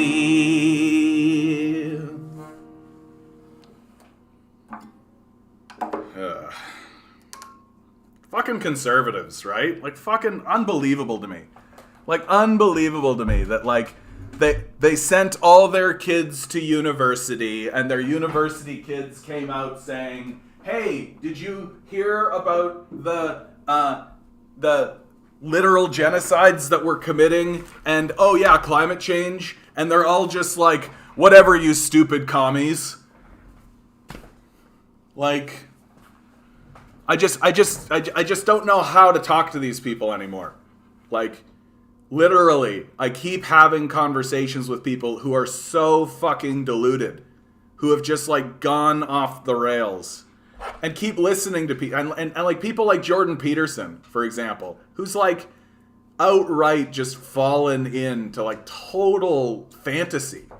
Like, to believe what that man is espousing is to just fall into a fantasy world, and like we're just happily bobbing our heads along and just going, like, the Conservative Party dropped its support of climate change issues, like with the ouster of Aaron O'Toole. Like, it's just retreating into a crazed fantasy world, and like, what are we gonna do about it? Like, what are we gonna do about it? Like. Like, the other day, I fucking had somebody tell me that climate change is good because it's actually making our wineries do better. Like, that's literally what they said to me. And I was just like, wow, like, congratulations, you've, like, lowered the bar. Like, you are now the bottom of the intellectual spectrum. That, like, you acknowledge that climate change is real, but you believe that it's actually good. Like, oh, okay. And the reality is that the reason why people are still walking around after the town of Lytton burnt down is because Lytton was a First Nations town. Like, if it was a bunch of white people, like if the victims were like white kids with like blonde hair and blue eyes, they'd still be on television. They'd be all over the place. But no, it was a First Nations reserve, so can't show them and have anybody give a fuck about that, right? Like, it's fine if the town of Lytton burns down. Maybe when Kamloops goes. Like, maybe when Kamloops goes, right? Maybe then we'll start to take the climate change issue seriously enough to actually abandon this party of psychopaths, right? And that's what they are. Like, and I'm over pretending like they're anything but. Like, they're literally arguing for the destruction of the species. Like, that's their position. Like, what do we need? And in the meantime, while these guys are literally arguing for the destruction of the species, you've got a liberal party that's acknowledging that there's a problem, but doing everything they can to continue destroying the species. So we've got a group of deluded psychopaths and a group of degenerate liars. and that makes up the majority of the politics in Canada. That's where we're at. It's astounding. It's astounding. If someone were to write a book about what was happening, right? If someone were to write a book about what was happening, people wouldn't believe it. It would be too outrageous. That like, oh, here's a group of people who are actively trying to destroy themselves. And everybody with them. For what? To what end? For what purpose? Right? Like, it's unfucking-believable. But that's the dumbest thing that I heard in a long time. Like what? What is, Eric? Please don't tell me you're a climate change denier, bud. Like, it's like the issue. It's like the thing that's going on. I'm so fucking over it, man. Like, I'm over it. Like, we're not doing anything about it. It's going to start burning down cities. Like, it's going to start burning down cities. Like, Kamloops is going to go, right? Like, I don't know what people need to see. Like, I don't know how to convince people anymore. Like, let's go to Lytton. The town of Lytton burnt down so quickly. Oh, the guy who says it's good for wine. Yeah, dude. Unbelievable, right? Unfucking-believable. I knew it, Eric. I knew it, bud. You were on side. When the town of Lytton fucking burnt down, it burnt down so quickly that they couldn't even get the fire trucks out of the fire hall. That's how quickly this shit happened. Like, it wasn't like it like swept in and they saw it coming and they were fighting and they lost. When the town of Lytton burnt down, it burnt down so fast that the fire trucks couldn't get out of the fire hall. Right? Like, here's Lytton. There's Kamloops. Right? Hold the line seems to be the rallying cry. Yeah, right. Like, imagine saying, like, pretending as though, like, when you say hold the line, right? Or if that's sort of the position, right? You're not holding the line against, like, if you say hold the line, what you are saying is that you are in an antagonistic war, right? Well, it's great to say hold the line if you're in a war with someone, with a force that is coming to destroy you, and it's like an army or something, right? An invading nation or something. Hold the line, great. Okay? If your position is hold the line while you're fighting against the earth itself, you're the bad guy. Period. You're the bad guy. The earth created us. It literally generated us. That's true no matter how you slice it. And you're telling me that we're supposed to hold the line against the earth. So we're going to watch Spence's Bridge burn down, Clapperton, Kanika Bar, Kiefer's, Dot. The Heritage Park here is going to be in flames. Right? Like, we're going to watch it all happen. And maybe when Kamloops finally goes. Right? Maybe when Kamloops finally goes. A small portion of the Conservative Party might actually go, oh, maybe climate change is serious. Right? And and the same year that Lytton burns down, there's flooding, massive flooding in this area that we've all, by the way, completely forgotten about. Remember all the fucking flooding? Literally knocked out road systems, billions of dollars in damage, hundreds of thousands of animals drown, hundreds of thousands of chickens, cows, pigs, all die in the flooding that occurs in this area. And literally everyone is saying it's a climate change related thing that we were predicting, that we were saying was going to happen, and the government just did fucking nothing about it. It's a complete and total disaster that is on the head of the federal and provincial government. No, without a doubt. Like, without a doubt at all. And what are we being told? Oh, we'll just have to live with it. Right? We'll just have to fucking live with it. It did work, but not my long drawn what the fuck told you a story with the long. Yeah. It's just like, the delusion is outrageous. Like, it's outrageous how, like, if there was a group going around and doing the type of damage, like if it was the responsibility of a group to create that flooding and to burn down Lytton, right? It would be like a war effort. We would have like a major war effort going on about it. But because it's us doing it to ourselves by defying the obvious rules that exist, right? Whatever. Right? And there's like literally no one who gives a fuck anymore. Like who gives a fuck anymore? Right? Is there anybody that gives a fuck about this anymore? Like, we're so caught up with COVID and the fucking trucker protests and all this kind of stuff. Like,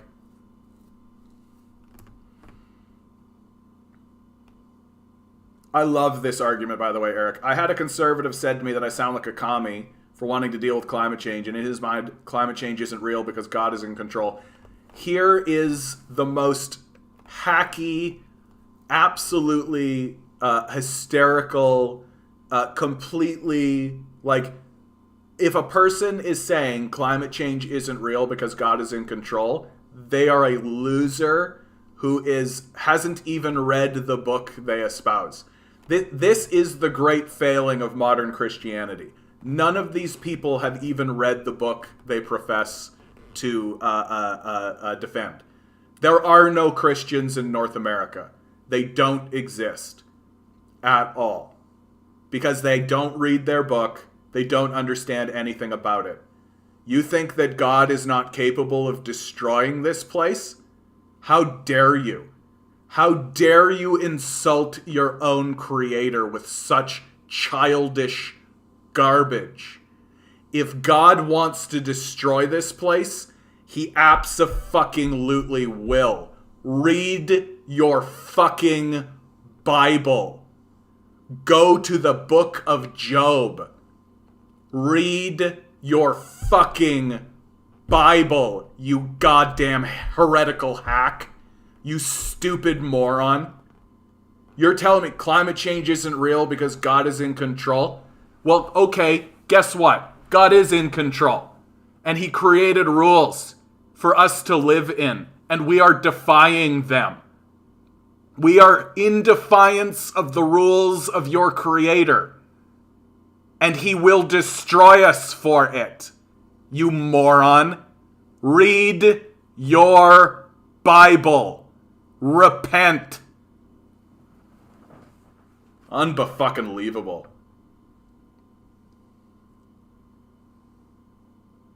Deforestation of the Amazon rainforest is more than quintupled. Yeah. Like, I mean, the idea that we're still even doing this, the idea that this is even happening, right?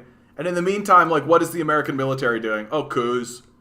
Yeah, we're going to go in here and just do some coups. Yeah, we're just going to overthrow some governments, do all this kind of stuff. Yeah, we're going to fuck around in Ukraine. Like, just, like, fucking clip that, though. Like, fucking show your buddy just that. Because, like, I'm done with trying to get these people on side.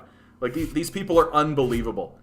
Like, not only are they stupid, they're heretical. Right?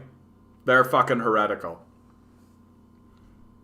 That's assuming one takes the Bible literal. I mean, okay, you want to get into that conversation, Watson. Like, I mean, I call myself a secular theist. I don't read the Bible literally. Like, it's not a literal document. When you read the Bible, the way to do it properly is to understand that it's a series of stories, especially when God features as a character. It's a series of stories, and God is supposed to be the force of creation. God is the universe. Right? God is the collection of all things, as stated by Isaac Newton, right? Like, when you read the Bible, you're not supposed to read it literally. You're supposed to read it literarily, right? That, like, miracles occur in a literary sense, not a literal sense. And the great failing of the post-Enlightenment Christians is their inability to understand the Bible in those terms. That, like, yeah, have you guys noticed magic's not actually real? Like, there aren't actually wizards. There aren't actually people, like, casting spells and shit.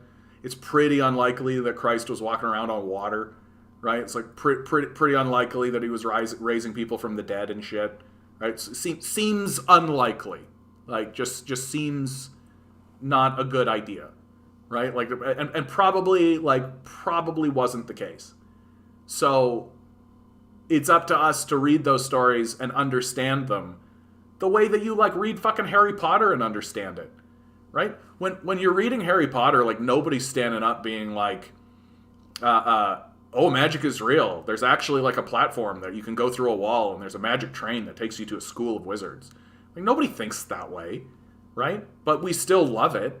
Like, we still love it. We still read it. We still gain something from it. It's still useful, right? Like, it's a story about fighting against fascism.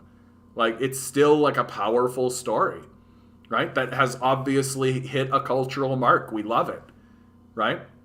And the fact that we're reading the Bible literally, as if we're supposed to be, like, it's a literal book that, like, literally magic is real. Like, all you're doing is discrediting it.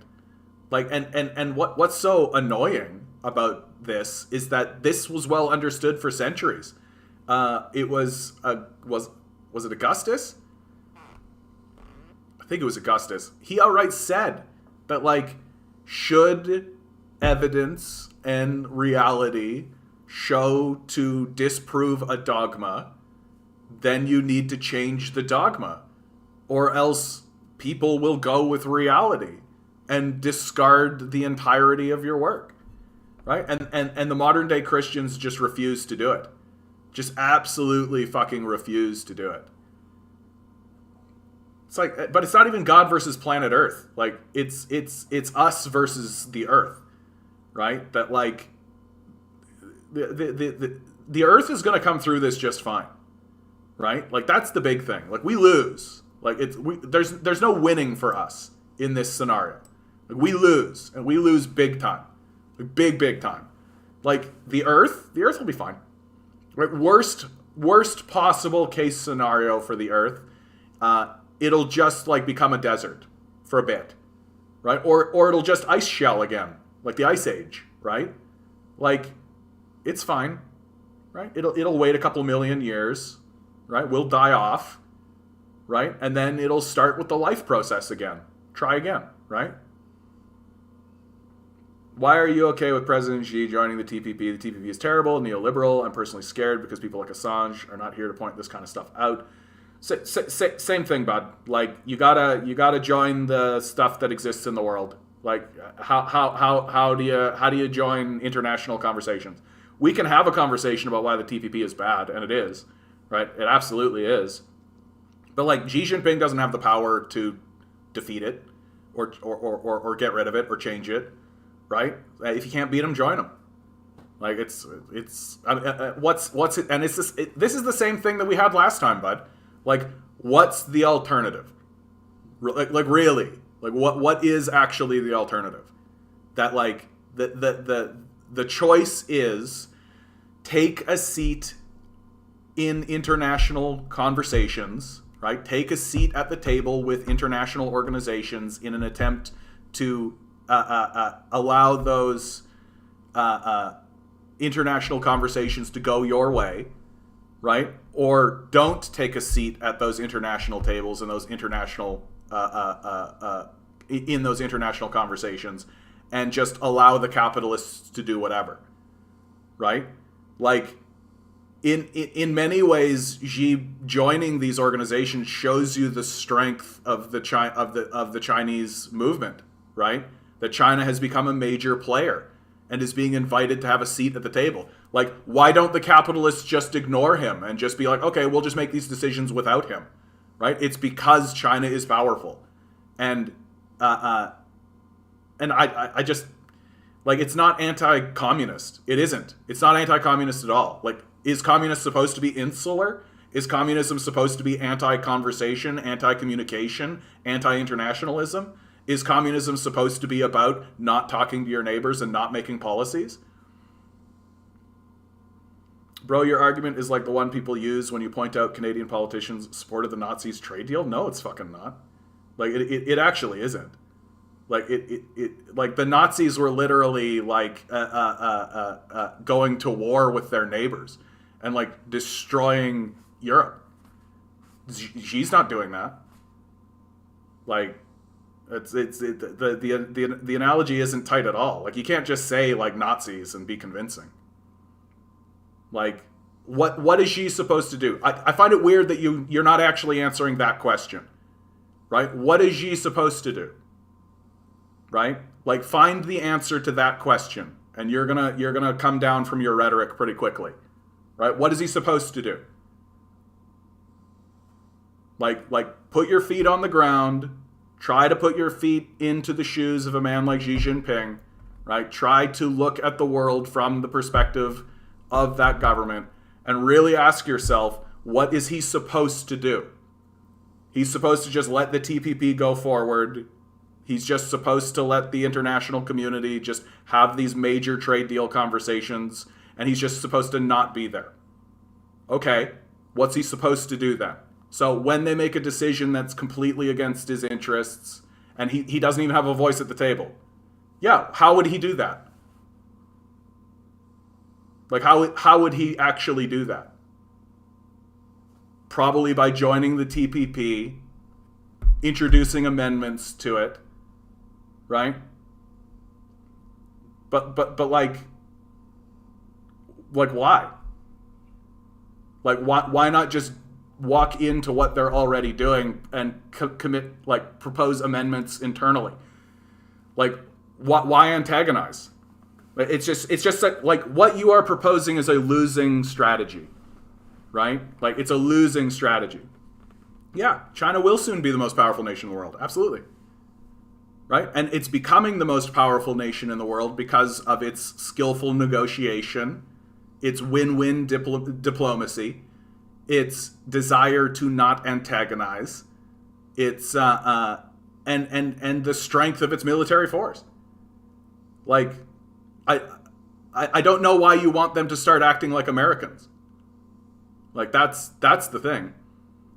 Because the TPP is terrible and bad for humanity. Yeah, I'm not going to actually fight you on that. But, like, the idea that we shouldn't attempt to change it internally is a bit... China is not neoliberal. Like, straight up. Like, it's not neoliberal. Like, they call themselves socialist with Chinese characteristics. And, like... China's certainly not neoliberal. Like, the seems like you are okay with the TPP by your logic. No. I just live in reality, bud. Like, the deal is bad for humanity. You're right. Like, I concede that point. It doesn't change the fact that China, if it wants to have a seat at the table and actually try to make such things bend to the benefit of their own populace. You said it's an international deal that should be... Yeah, because that's where the conversation is happening. Like, I'm sorry that reality is hard, bud. Like, I'm sorry that these things are difficult. I'm sorry that, like, wishes aren't real and magic doesn't just manifest out of our assholes. Right? Like, sorry. You got to talk to people, and talking to people is difficult. Right? And again, I ask you, what's the alternative? Let's just more seriously talk about your alternative. Okay? What's your alternative? You think China should just suggest a different thing entirely. Okay, so they should have a trade war, is what you're suggesting, right? Like, that's your solution. That China should just say, this is the deal that China wants exclusively. And you need to abandon this, right? You Westerners who erected this whole international trade deal organization need to stand up from that table, right, and walk over to our deal, or we're not going to participate. So it's a trade war you're talking about. Is that right?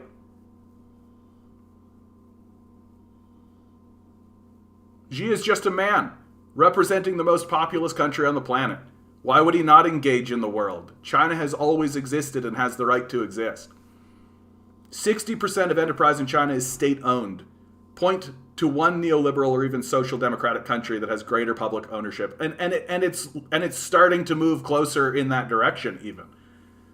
Yes, China should be a model instead of following the USA model of exploitation of humanity and the environment. So yes, you want a trade war, right? Like, is that correct? You want a trade war. Is that correct?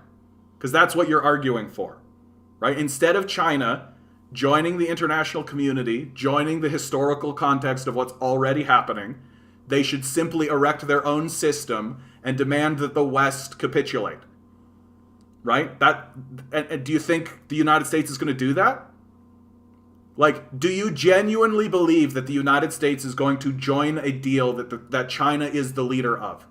Like, do you genuinely believe that? Like, again, like I just don't think you get what's going on, bro. Like, straight up. If China of course it does, right? And all you're doing is deflecting, right? Talk about the subject. If China created its own international trade deal and demanded that everyone join that instead of it joining what's already established, the United States is not going to go along with it. It's going to divide the country. It's lose-lose diplomacy is what you are arguing for. You are arguing for all sides losing, for everybody descending into a major international trade war. It's a massive losing proposition. And instead of that, China is deciding to humbly join what's already established in an effort to move things in their direction. And just because the TPP is not helpful, or it's bad, or it's not working out, right? Okay. Like, I don't know what to tell you. Like, those people are men too, capable of being incorrect on certain issues. And we will have those disagreements. But again, what's China supposed to do? Like, straight up. Like, because what you are arguing for is an international trade war. Like a major one. Like really, like a major one. Like, all you're saying is the TPP is very, very bad. Okay. I've already said I agree. Moving on.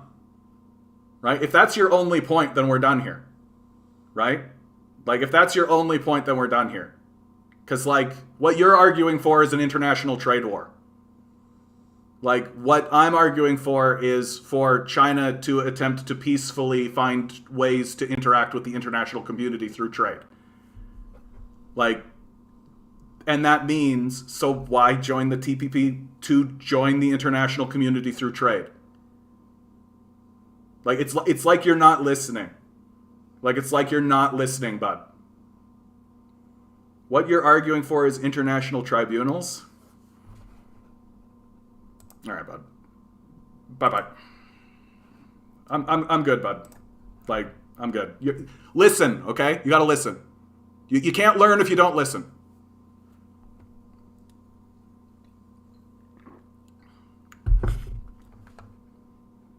I thought this was a yoga channel.